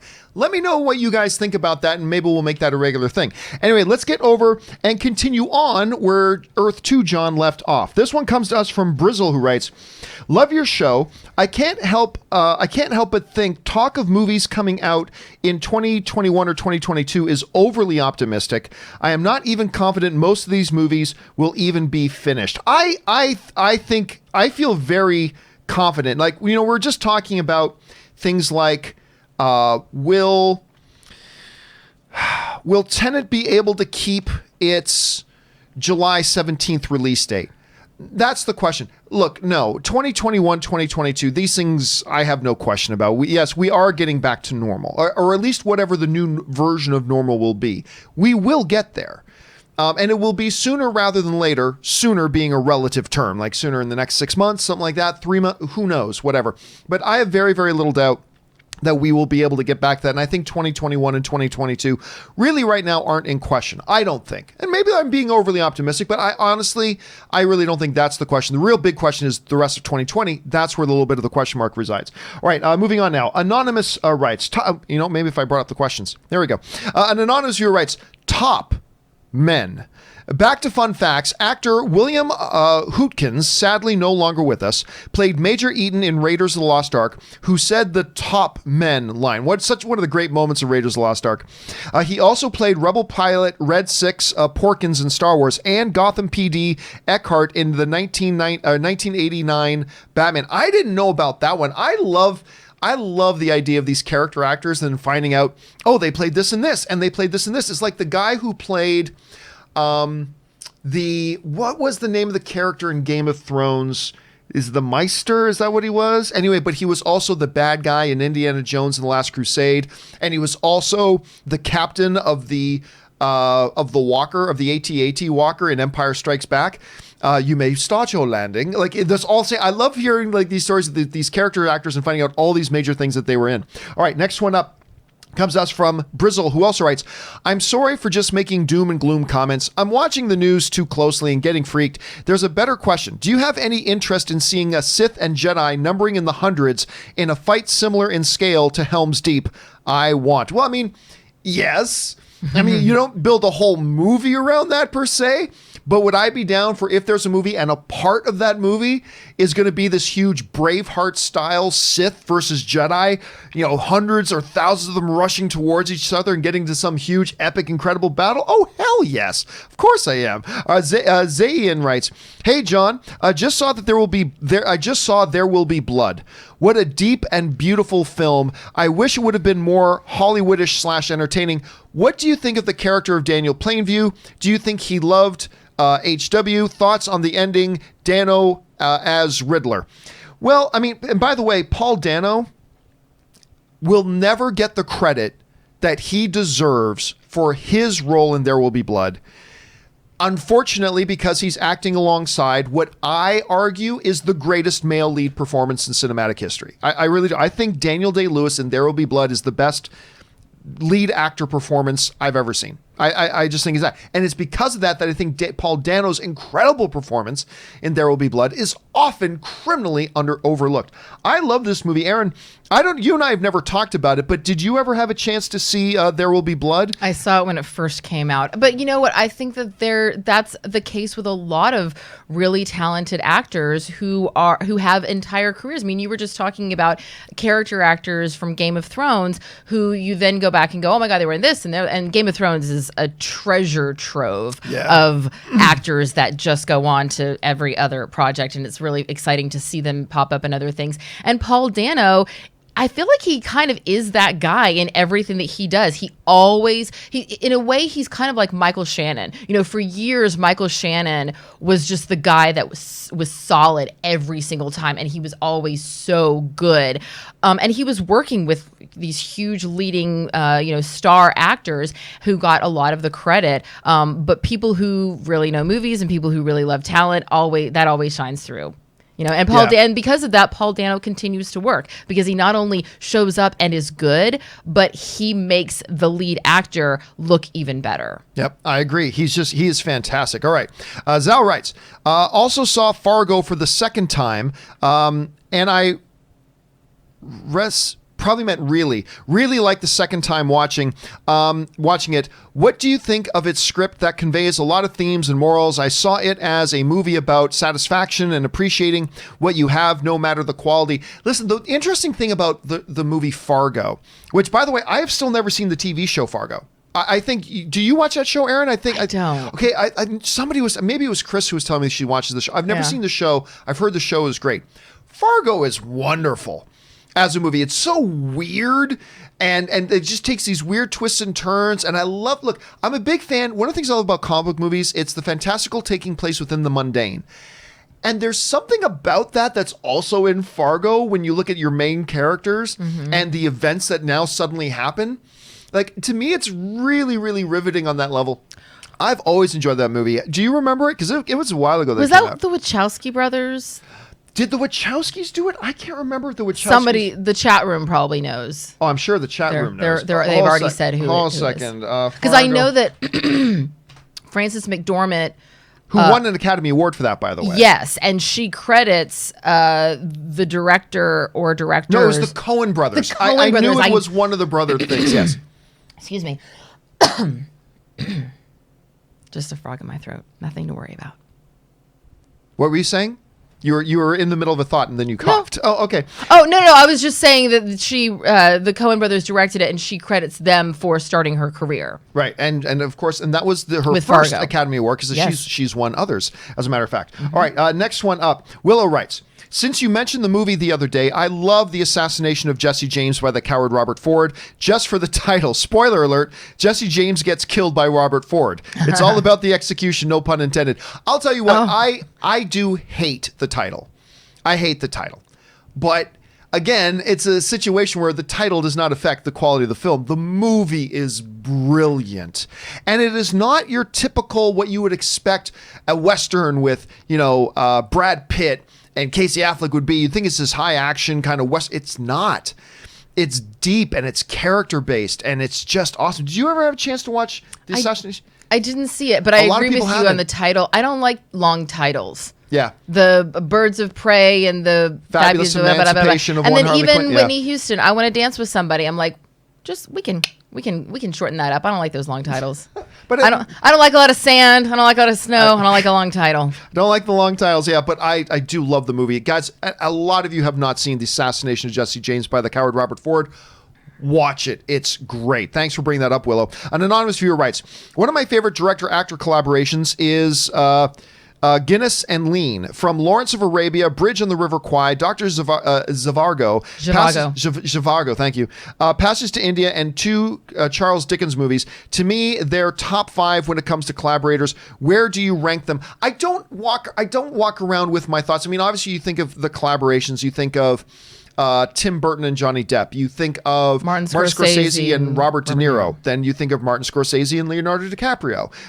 Then you think of, there's a number of those types of collaborations, but I've never really thought about ranking them, so to speak. So I don't really know where I'd put them. Steven Spielberg with Harrison Ford. They did 3 of them together that I loved. Well, actually they did 4, one of which I didn't love so much. But listen, River Kwai is in my top 15, all-time favorite films. And while it is sacrilegious to say, when I think of Sir Alec Guinness, I don't actually automatically think of Obi-Wan. And I don't know why, because those are my favorite films of all time. My mind goes to River Kwai. I'm not really sure, but that is a great one to point out, Anonymous. All right. The Nerd Errant writes, if Disney were an RPG, Elsa is a sorceress whose Munchkin player min-maxed like her crazy. Min-max her like crazy. But her savvy DM makes sure every flaw chosen for points comes into play, and when Elsa's player rolls a 1, making that ice bridge. I remember we used to play a role-playing game called DC Heroes. And you didn't play Superman and Batman, but you created a superhero character within the world of the DC Cinematic Universe, right? And part of the character creation process was selecting specific advantages and specific disadvantages. And the game master, a good game master, always knew how to bring those specific disadvantages into play. I remember one time we were playing with this one guy in our group who decided to make his advantage can't be killed. And we were all like, come on, you can't have that. It doesn't say in the rule book I can't make that one. Come on, common sense says you can't make that one of your advantages. But seriously, he tried to make one of his advantages can't be killed. But you're right, a good game master. I gotta get, I tried to get Tom, but I haven't tried to get you. We should try to get Aaron into our Dungeons and Dragons night. We should see if we can get you, because Ann is our dungeon master. We should see if we can get you to play 1 session of Dungeons and Dragons. I'll try anything once. I'm not saying I'm not opposed to it. I just don't know. I don't know anything about it. You will learn very quickly, but we'll do it once we're playing virtually over Zoom right now. Yeah, I'll need to be in the room with us. Yeah, so once we're letting more than one person come into our house at a time, we will do that and have you play that with us. It'll be a lot of fun. All right, thanks for that, Nerd Aaron. Nerd Aaron also writes, we should also recommend movie soundtracks to listen to when busy with other stuff. I'll start with The Last Starfighter. I love The Last Starfighter so much. Yes, the whole movie is awesome, and the music is one reason why. Also, Star Crash, John Barry didn't phone it in at all. I'm not familiar with that one. To me, I only can listen to movie soundtracks when they're movies that I love and they immerse me in reliving the movie. So, for instance, I can pop on any track of the Lord of the Rings soundtrack, and I'm instantly teleported to Middle Earth in my mind. Like, I'm instantly taken there. Obviously, with the Star Wars soundtracks as well. Random soundtracks I can't get into because, to me, the soundtrack is so intricately connected with the movie itself. I need to have that experience with it. Nerd Aaron also writes, Indiana Jones and the Crystal Skull, most overrated complaints. The fridge, the aliens, most underrated complaints. The title, I already made a better one. It just lacks the heart and excitement of previous films. I've always made the argument, actually, that Indiana Jones and the Kingdom of the Crystal Skull is actually not a bad adventure movie. It's just not a good Indiana Jones movie.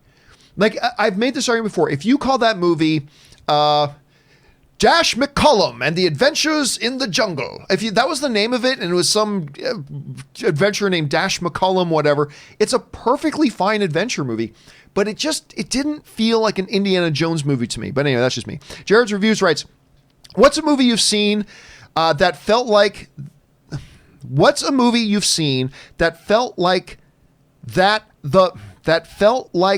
the magic of it was gone after the first viewing? For me, it's Sausage Party after watching it a second time. I didn't think it was really that funny, but I'll never forget seeing that ending packed in theater. Aaron, I don't know. Not everybody has. I don't know if you saw Sausage Party. Oh, yeah. I was. I'll tell you straight up. I thought Sausage Party sucked. I thought it absolutely sucked. But I was in stitches that last 5 minutes. It's a terrible movie. It's an awful movie. Awful movie. But the last 5-10 minutes, yeah. Oh my God, I laughed so hard. It's one of those movies that I definitely am glad that I saw one time, but I have no need to see it again. And you watch it with your grandmother and for sure. Oh my God. Yeah, it's a Christmas tradition. The ending of that movie is so, I'm not going to say it's completely unexpected because, the whole movie's raunchy, so you expected But it's raunchy it's next level raunchy. It's next level raunchy. Yeah. That I was shocked and I can watch that ending 10 minutes every day. But the rest of the movie I thought was really rather terrible. You know what? One movie that I absolutely loved the first time, but it lost a lot of its magic the second time, not because of the quality of the film, but just because once it hits you that first time, you can't be surprised by it again. And that was Borat.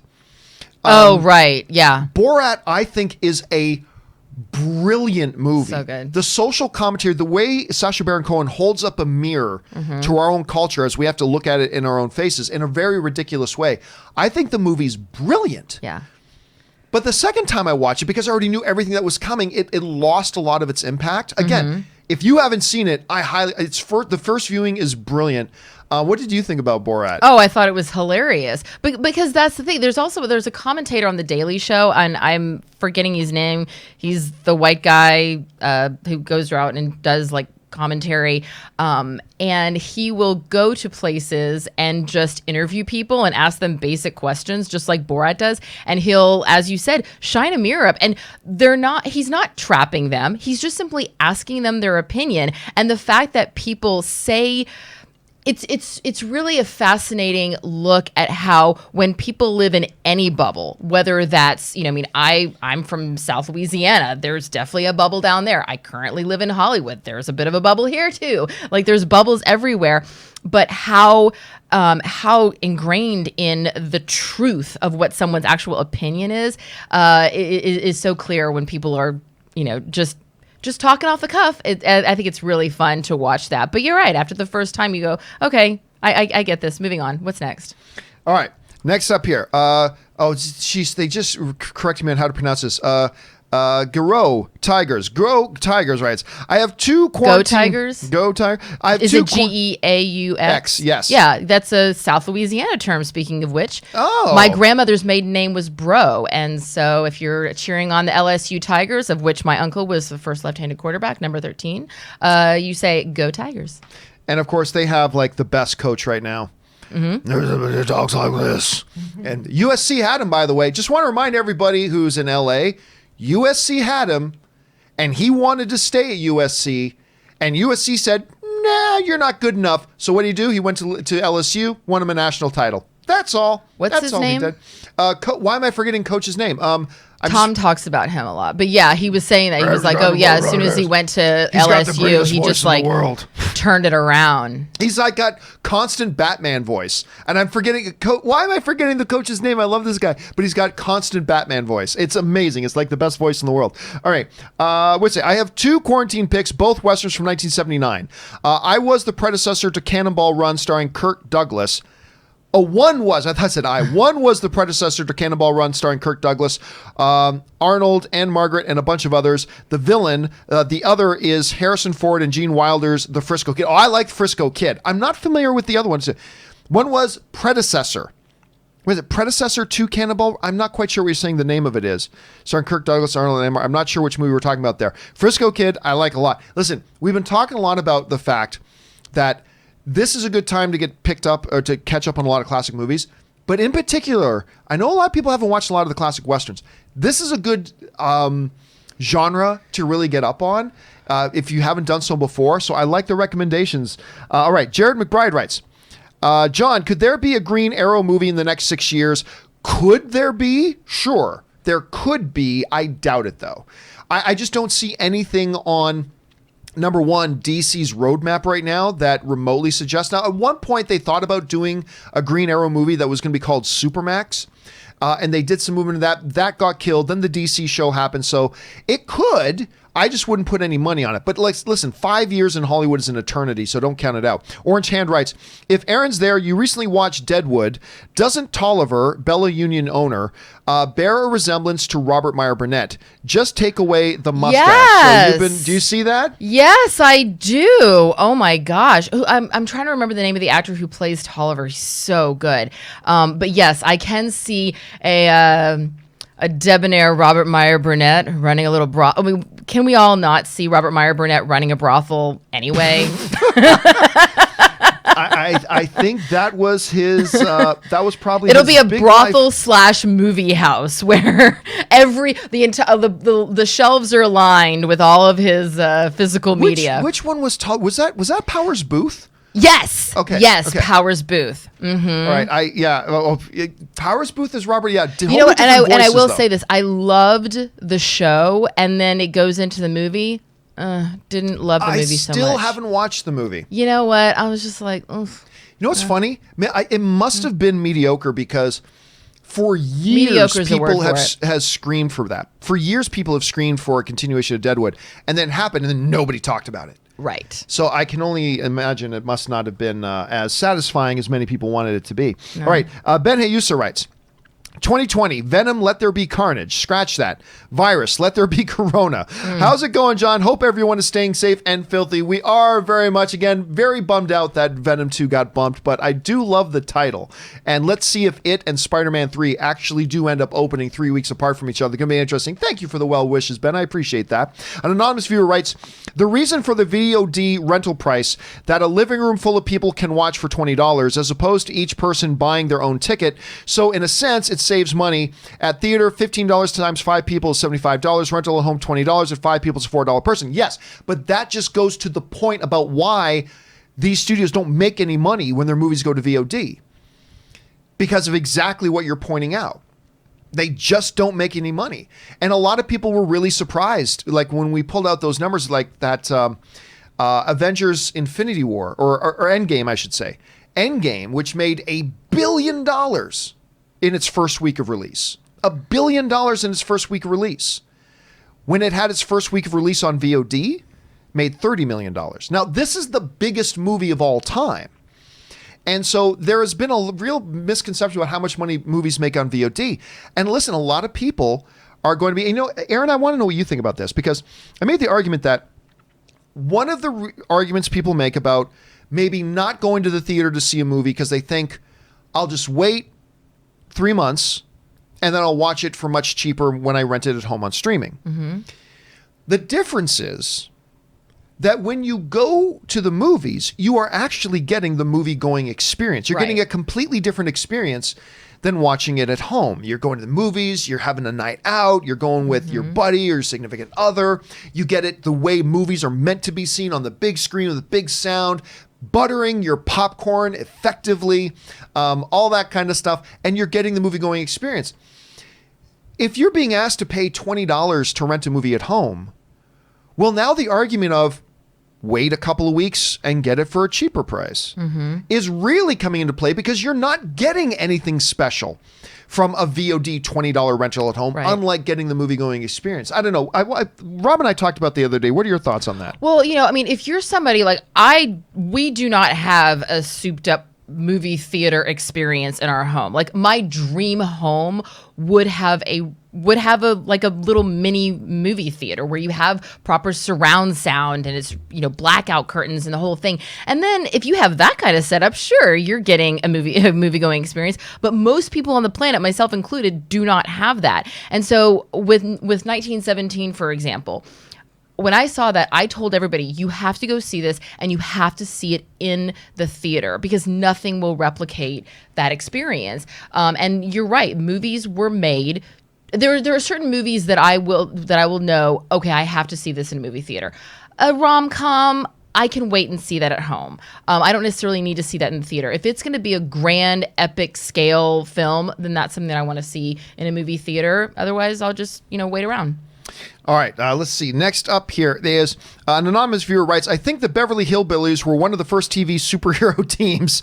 Jed could shoot flies at 300 yards, Deadshot. Granny practiced the occult, Doctor Strange. Jethro could easily lift a ton, Cap. And Ellie Mae controlled animals, Buona Beast. You know what's funny? I do not know why. This is weird. Yesterday, I was going on one of my walks, walking my dogs, and I thought about the Beverly Hillbillies. I have no idea why. You know why? I was walking and all of a sudden I started humming in my head the theme to Green Acres. And I have no idea. I remember even something going, why? Green is the place to be. Yeah. I remember thinking, why am I thinking that? Why did that pop into my head? And then thinking of Green Acres, I immediately jumped over to the Beverly Hillbillies, which were two, actually, when you think about it, opposite shows. They were opposite shows. And I don't know why, but I was just thinking about it yesterday. But anyway, interesting point, Anonymous, about them being the original Avengers. Not bad. An anonymous viewer writes, the John Campea Show logo t-shirts. Oh yeah, we realized yesterday that the one thing that we don't have up in the shop, we have John Campea logo mugs. I don't think we have a John Campea logo t-shirt yet. So, no, sorry, we do. And this is not anonymous. I forgot. This gives us an update when somebody orders. So an anonymous somebody actually ordered some John Campea Show logo t-shirts. Thank you for that, Anonymous. Appreciate that. Jordan Matthews writes, which one is it we don't have a t-shirt for, though? There's one of the logos we don't have a t-shirt for yet. Anyway, we're working on that, though. Jordan Matthews writes, hey, John, I was disappointed about how this year is going to be for movies, but I have started getting really excited about 2021. The year hopefully is going to have all the movies made for 2020 and 2021. How excited are you for 2021 in terms of movies? Thanks. Well, it's an evolving thing. It's changing day by day, because we're finding more and more movies being added there. Now, we still have a lot of good movies coming out in 2020 that I'm excited about. Maybe Tenet will be one of them, which I'm very stoked about, obviously. But yeah, 2021 is going to... Now, it all depends on how good or bad these movies are, but 2021 is becoming a very packed year for films. So yeah, I'm getting pretty stoked about it. We'll see how it works out. The Wakanda Forever writes, Superhero Memory Lane, first comic you read. I think the first comic I read...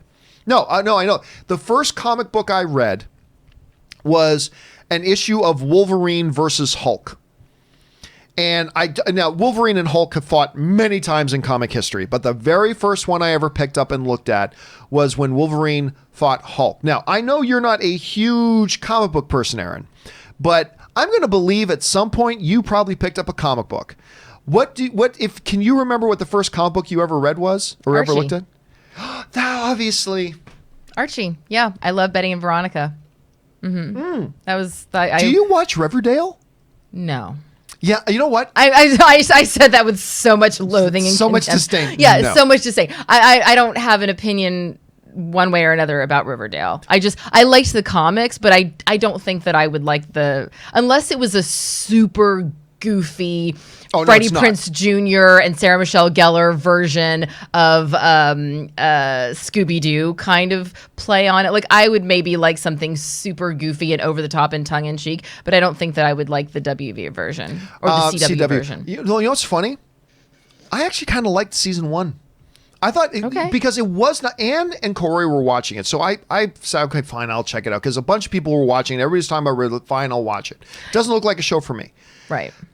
And it was very different from what I was expecting. And I'm like, you know what? They're doing some really interesting things here. It's Josh Schwartz and Stephanie Savage who they did Astronaut Wives Club. Oh, really? Yes. Which you worked on. Which I was one of the series regulars on. And then they also did Gossip Girl. And I mean, they have a million shows on the air, but Riverdale is one of theirs. So who knows? I may actually like it. I do like the writing. So, I'll check it out in a quarantine. Then I tried watching season 2 and it lost me immediately. But oh, really? You know what I wonder though is a lot of times, when you have these writers, and also Shonda Rhimes is an example, they'll sometimes come in and they'll be really hands-on in season 1, and then they'll say, okay, the baby's out of the bathtub, let's let somebody else take the baby away, and then all of a sudden new writers come on and it just kind of goes downhill. That may be what happened. Might be.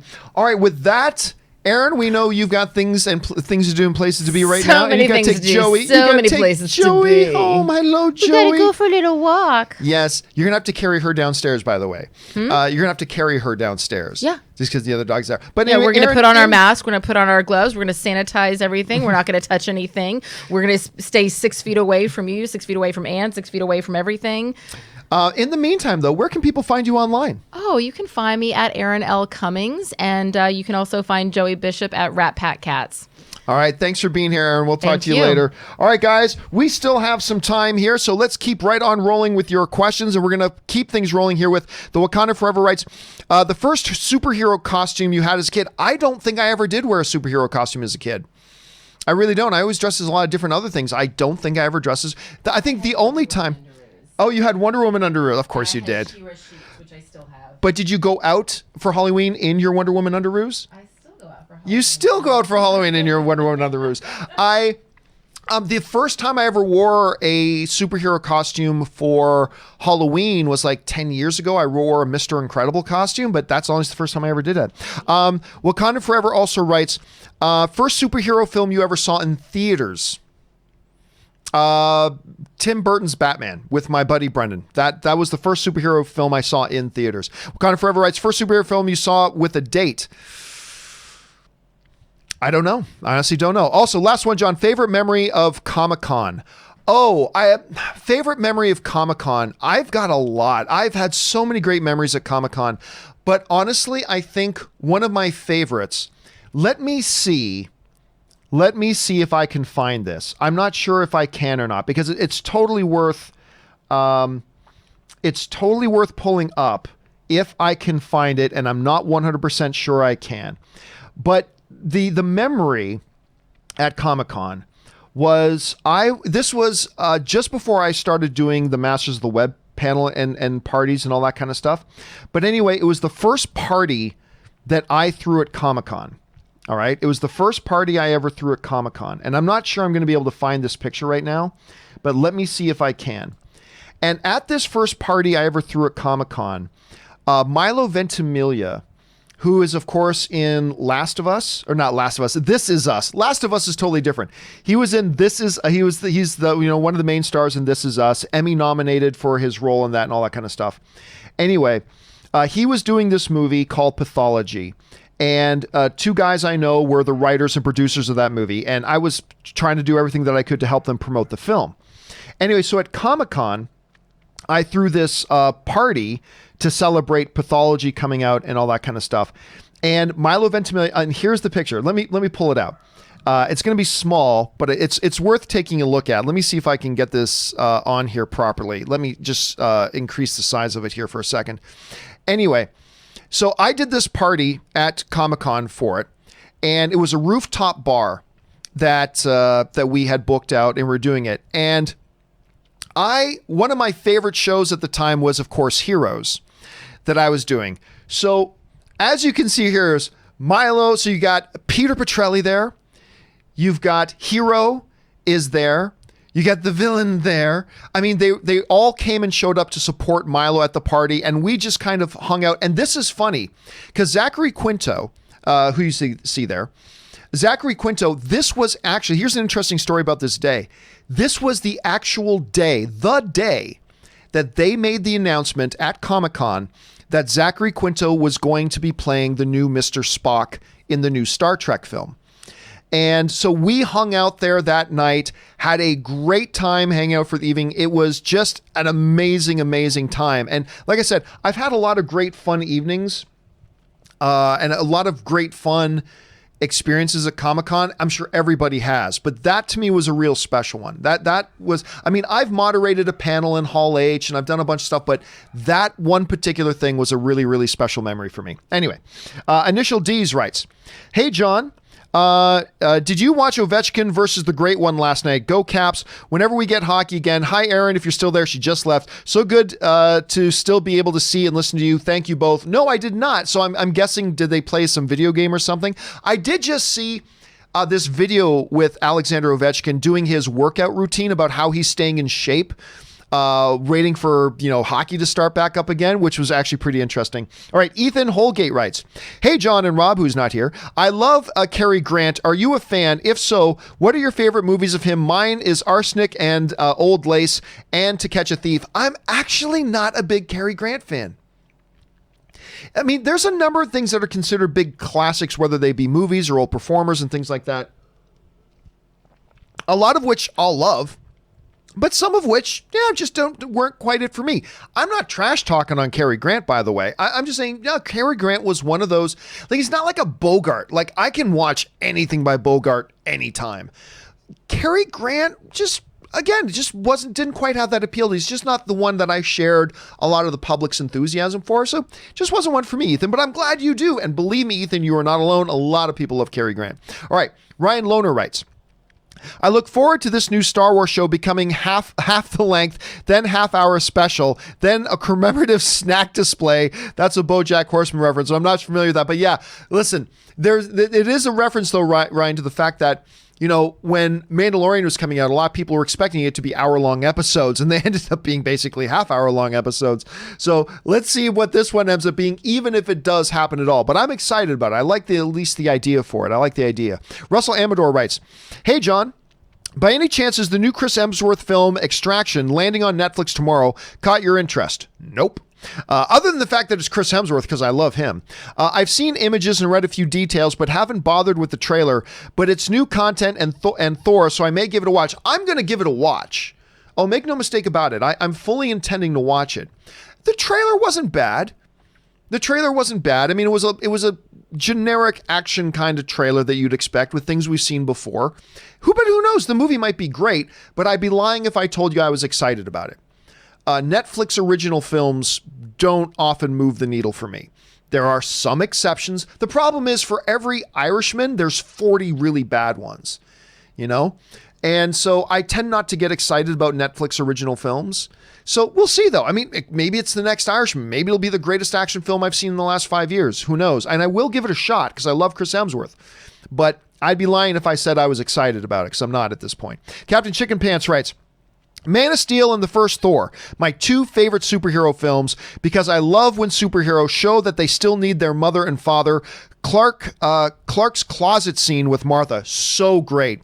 And that motherly need, you're right. First of all, you guys don't need me to go on and on about Man of Steel again. As a matter of fact, let me see if I can do this here. I'm not sure I can. As I reach over and try, can I? Oh, I can. Look at that.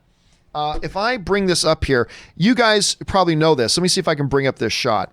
But like for me, I can't do a show unless I know I've got, hey everybody, I can't do a show unless I know that we've got Kal-El standing there in the corner, watching over me, protecting me as I'm doing my show. I got to have Henry Cavill there, man. He's got to be overseeing my show and giving me guidance in my show.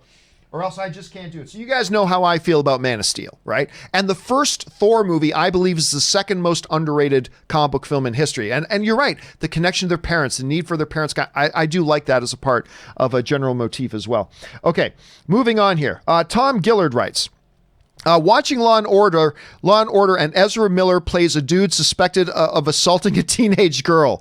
That episode hasn't aged well. I did not know that Ezra Miller did that. You're right. That's not an episode that ages well. And see, the thing is this, Ezra Miller and his PR team are acting like idiots right now by not coming out and addressing what happened. They are taking the coward's way. And and listen, I'm saying this as an Ezra Miller fan. You guys have heard me talk. I like Ezra Miller and I like him as Flash. I know a lot of people don't, and that's fine. I do, and I make no apologies for that. I really enjoy his iteration of Flash, but I say this as a fan of Ezra Miller. He is acting like a coward. Ezra Miller is acting like a sniveling little coward. And his PR team are probably to blame because they're all probably telling him, oh, don't worry about this, Ezra, with all the coronavirus stuff and the COVID-19 and everything going on, and no one's going to remember this. Just let's stay quiet about it and all blow over. Guess what? The moment that any news comes out about Flash or Ezra or whatever, people are not forgetting this. They may be distracted right now with what's going on with COVID-19, but they're not going to forget this, and it's going to come up. And that episode of Law and Order is going to become a meme. I actually absolutely guarantee you. So Ezra, as somebody who is a fan of you, stop hiding under the table like a sniveling little coward. Come out and address this situation. You're not doing yourself, you're not doing your fans any favor by acting like a little coward. You're not doing anybody any favors by acting like a little coward. Anyway, that's that. Okay, 50 Shades of Geek writes, so John, are you a Zevia shill now? Oh, I'm absolutely a Zevia shill. I love Zevia. I don't like it. So for those of you who don't know what 50 is talking about, so yesterday I talked about how Zevia emailed me yesterday, or the other day, because I'm always talking about it. Everybody's always asking, what are you drinking in your cup? I drink Zevia Cola, because I used to drink 2 bottles of Coca-Cola per show. This is going back to the movie blog days. And when I say bottles, I don't mean individual, I mean 2-liter bottles. When I would do an episode of the movie blog podcast, I would literally go through 2-liter bottles of Coke. And then I realized, holy crap, look how many calories that is. So then I switched to diet soda. So I switched to Diet Pepsi. I drink regular Coke. When I drink diet soda, I drink Diet Pepsi. So I switched to Diet Pepsi. And then I realized, holy crap, I didn't know this for a long time. Look at how crappy these artificial sweeteners are for you. I should stop doing that. So then I found this Zevia Cola, which has no calories and does not use artificial sweeteners. And I really enjoy it. And that's what you see me drinking every day on the show. So I've mentioned it on the show a few times. So the other day, I actually got this email from Zevia Cola. And I'm like, so they know, say, hey, we watched the show and we saw that you talk about Zevia Cola and you like it. We'd like to send you a case of Zevia Cola. Now, listen, it's not like they're sending me a truckload of Zevia Cola, which would have been nice. But I'm grateful for whatever, dude. I'm grateful for whatever. So they're sending me a case of Zevia Cola. So I'm grateful. And if that makes me a Zevia shill, then I will be a Zevia shill. But I can say I was a Zevia shill long before they were sending me free stuff, even if free stuff is just 1 case of Zevia. But I'll take it because I love it. Anyway. All right, next up, Keith O'Neill writes, hey, John, when movie theaters eventually reopen, what are they going to show? A lot of summer movies have been delayed or are going to be released digitally. If you were the head of the theater chain, what would you do? I'd bring back the classics. Thanks. I mean, that's exactly what they need to do. It's going to be a mixture of classics and huge blockbusters that haven't played on screen in a little while. Endgame, it's been over a year. Avatar, it's been almost 10 years. The original Star Wars films. I mean, they're going to have to fill the screens with big blockbusters and classics that haven't been on screen for a while because there's not going to be any movies ready to roll out. There's not going to be any new movies ready to roll out. And what they need to do is slowly get the audience. And by the way, not a lot of people are going to rush back to the theaters when they first open. Not in day one. but they need to at least open up the theaters, open the doors, get movies up on the screens, and get people slowly back into the habit of going back to the movie theaters, and hopefully see that as people were going to the movie theaters, it was all okay, that everything was fine, there were no new spikes, there were no new cases being reported, all that kind of stuff. They need to do that, and I think the best way, like you're saying, Keith, is a mixture of classic films, but also big blockbusters that haven't been on the screen in a little while. Because I'll tell you what, everybody owns Endgame now, but you put Endgame back on the big screen for like $5 a ticket, because you also got to lower the ticket price to get people back in. You put Endgame back on the big screen for like $5. I'm going. I wouldn't mind watching Endgame again the way it's meant to be seen on a big screen. I wouldn't mind going and seeing that experience again. So yeah, I think that's exactly what they need to do here. All right, Chris Miner writes, worst comedy sequel out of these: Zoolander 2, Dumb and Dumber 2, Caddyshack 2, My Big Fat Greek Wedding 2, or Ace Ventura when Nature Calls. I'll tell you what, I actually like Dumb and Dumber 2. I think that movie is underrated. I think when you really sit down and watch it, I think, is it anywhere near as good as the original? No, I'm not making that argument. But I find that to be a very enjoyable comedy nonetheless. That aside, I gotta go. And Big Fat Greek Wedding 2 was such a disappointment compared to the first one, because the first one is genius and brilliant. I gotta go Zoolander 2. I love Zoolander. The first Zoolander's so good, but yeah, I gotta go Zoolander 2. Ace Ventura when Nature Calls, these are all step downs, but I'm gonna go Zoolander 2 on that one. That's a good discussion. That's a good topic. That's a good topic, Chris. But I'm gonna go Zoolander 2 on that one. DC Marvel writes, favorite Pixar film for me, it's Up or Ratatouille. I go back and forth all the time. Up is brilliant. Incredibles is incredible. Incredibles 2 is incredible. Ratatouille is magnificent. Toy Story 3 is one of only 3 films, animated films in history, to be nominated for Best Picture at the Academy Awards. I mean, there's so many. I change my answer to it every day, so I can't give you one definitive answer, unfortunately. But those are a couple of good ones, DC Marvel. Diamond Dogs Puppy writes, good day, John. Another underrated movie suggestion, 1991's Backdraft. That's not underrated. That movie's brilliant. And everybody who's seen it knows that movie's brilliant. That movie is great. One of Ron Howard's, no, I'll say it is my favorite Ron Howard film. Anyway, Ultimate Man's Man movie, terrific sound effects, compelling drama, excellent performances by a deep cast, thumping score, and just a movie about firefighters. Bring up to our first big up to our first responders. I'm telling you, there's a moment in that movie. Like I talk about the best of the best moment, he says, I offer myself as your new brother. There's a moment in that movie where Kurt Russell's like, you go, we go. As he's holding on to the guy, I'm like, that's a man right there. That's a man. I love that movie. Backdraft is awesome. It's not underrated. It's not what it is. A brilliant film. Everybody who's seen it knows it's brilliant. Might be a little underappreciated because maybe not everybody has seen it now because it is an older film, 1991. Guys, if you have not seen Backdraft, take Diamond's suggestion and go watch it. All right, Campea's Filth writes, hey gang, how are you? My all-time favorite movie is Bruce Almighty. I mean, come on. Morgan Freeman is God. Just terrific. I was wondering your thoughts about the movie. Thanks for taking my question. Have a filthy day and be safe, everyone.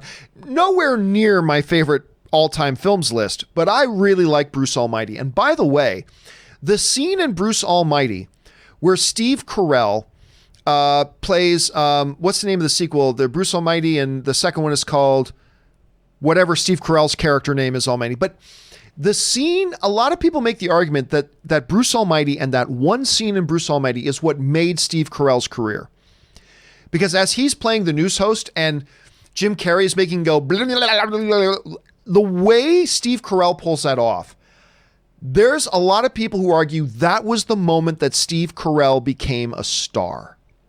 And it's hard to argue against that. You can also make the argument like him playing Brick in Anchorman was one of the big responsible things of that too. And you can make that argument, absolutely. But a lot of people will draw the lines back to that moment of that movie. I really like Bruce Almighty. I do. And I like the fact that it takes place in Buffalo, which was right across the border from where I lived in Hamilton. Like it was less than an hour away. I could be in Buffalo in less than an hour. So it was kind of cool that it happened close to home, but I like that movie. Not anywhere near my favorite of all time or anything like that, but I quite like Bruce Almighty. All right. Tim Platt writes, I was never a fan of diet soda, and I even tried Zevia, but didn't like it at first. I have since started drinking Pepsi Zero, and I love it. I haven't had a regular soda in at least 2 months now, so I'm curious as to how Zevia compares to Pepsi Zero to you. Well, the problem with Pepsi Zero is that it's still using artificial sweeteners. Because I love Diet Pepsi. I'm not going to lie. I love Diet Pepsi. For regular cola, I'm a Coke guy. For Diet Cola, I just think Diet Pepsi is much better tasting than Diet Coke or Coke Zero.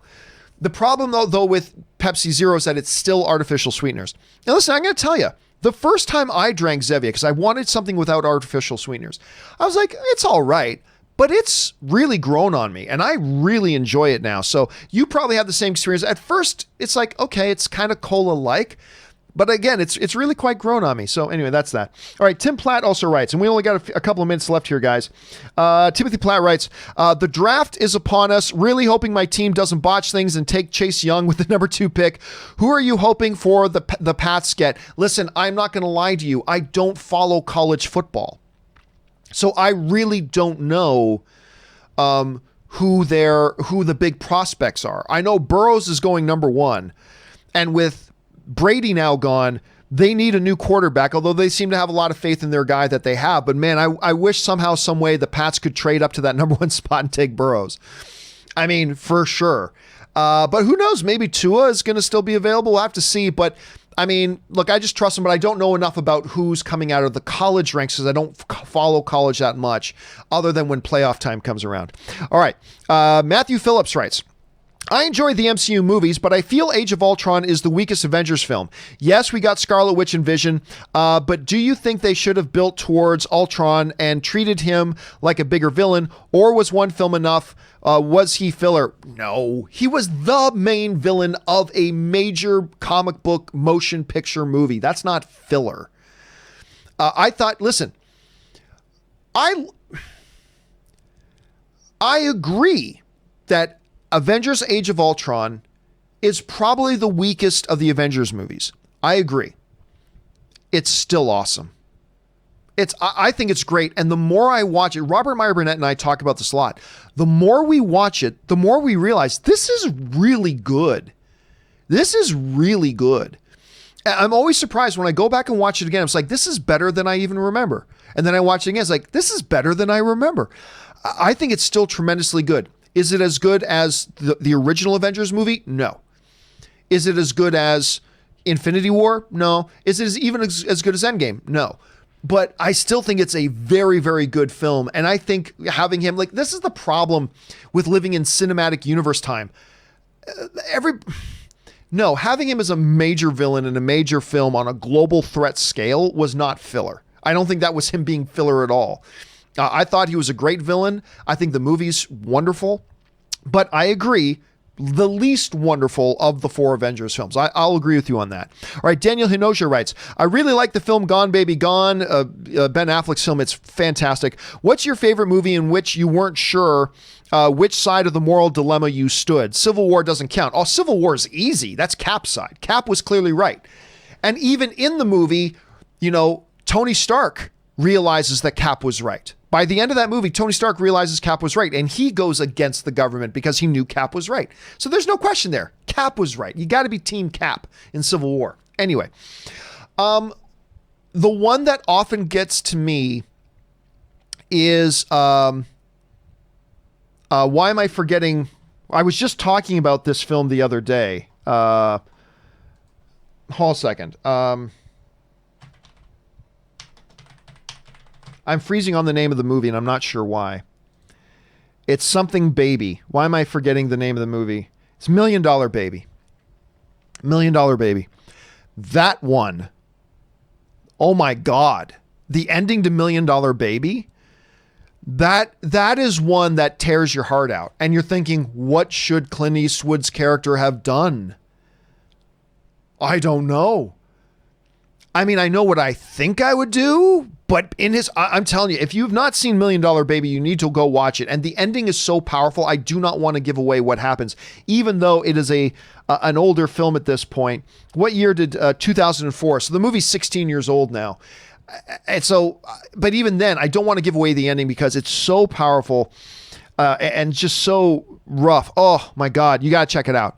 But that's the ending of that is the one to me that is the most, which side do I take on this? I'm just not sure. It's incredible. It's powerful. It's a good topic, Daniel. All right. Last question of the day, guys, because we've gone overtime, is Campea's Filth writes, "Hey, John and the gang. If I had the chance to direct a film, it would be the Justice League. My original members would be Batman, Wonder Woman, Superman, Aquaman, Green Lantern, Hal Jordan, Flash, Vixen, and Black Lightning. Who would your original members be?" I would have a smaller team to start. It would be obviously the Trinity. It would be Wonder Woman, Superman, and Batman. I don't think I would have Aquaman there at first. I think I would keep a smaller team. I'd have those three, Green Lantern, and Green Arrow. I think that would be my starting five. More recognizable characters that the audience knows a little bit more, that can then lead into growing the team there out. So that's probably the way I would go. But that's, whatever. That's just me. Hey, listen, guys. For everybody else, from D.A. Miller, Preston Bell, Daniel Haygood, Lincoln, Devontae Brown, and all, do not worry. You sent in those questions. They're going to be answered properly. And you know what? Earth 2 John is going to start off the live chat tomorrow by getting to your remaining questions, and then we'll roll into the new questions of the day. So hang tight there, guys. You sent in the questions. They're going to be answered in a video. It'll just be off the top of the live question segment on tomorrow's show with Earth 2 John, getting around to doing those. And with that, guys, that brings us to an end of today's episode of the John Campea Show. Thank you guys so much for being here. Again, guys, a couple of quick reminders. Number one, why don't you go subscribe to the podcast feed for those times that you're driving on the road, you're at the gym, on the treadmill, you're at work, whatever, and you still want to get your John Campea Show fix, but you can't pop open a YouTube video. Make sure you subscribe to our podcast. Go and find it on your podcast app of choice, and go on over and check out our shop simply at thejohncampeashow.com/shop. And don't forget, guys, subscribe to the YouTube channel, click the thumbs up on this thing, jump into the comments section, keep the conversation going. Let us know your thoughts on any or all of the topics we discussed here today. And don't forget, guys, me and Robert Meyer Burnett will be back again tomorrow for the next episode of the John Campea Show. Thank you to all you guys for making this show a part of your day, and a special thank you to all of you who sent in the questions. Number one, because you gave us great fun things to talk about, but number two, you supported the channel while you were doing it, and all of us here at the John Campea Show, thank you very much for that. All right, guys, that will do it for me for now. Thanks so much for being here. Remember, guys, the four things: stay smart, stay safe, take care of yourself, and most importantly, take care of the people around you. And we'll see you next time. Bye-bye.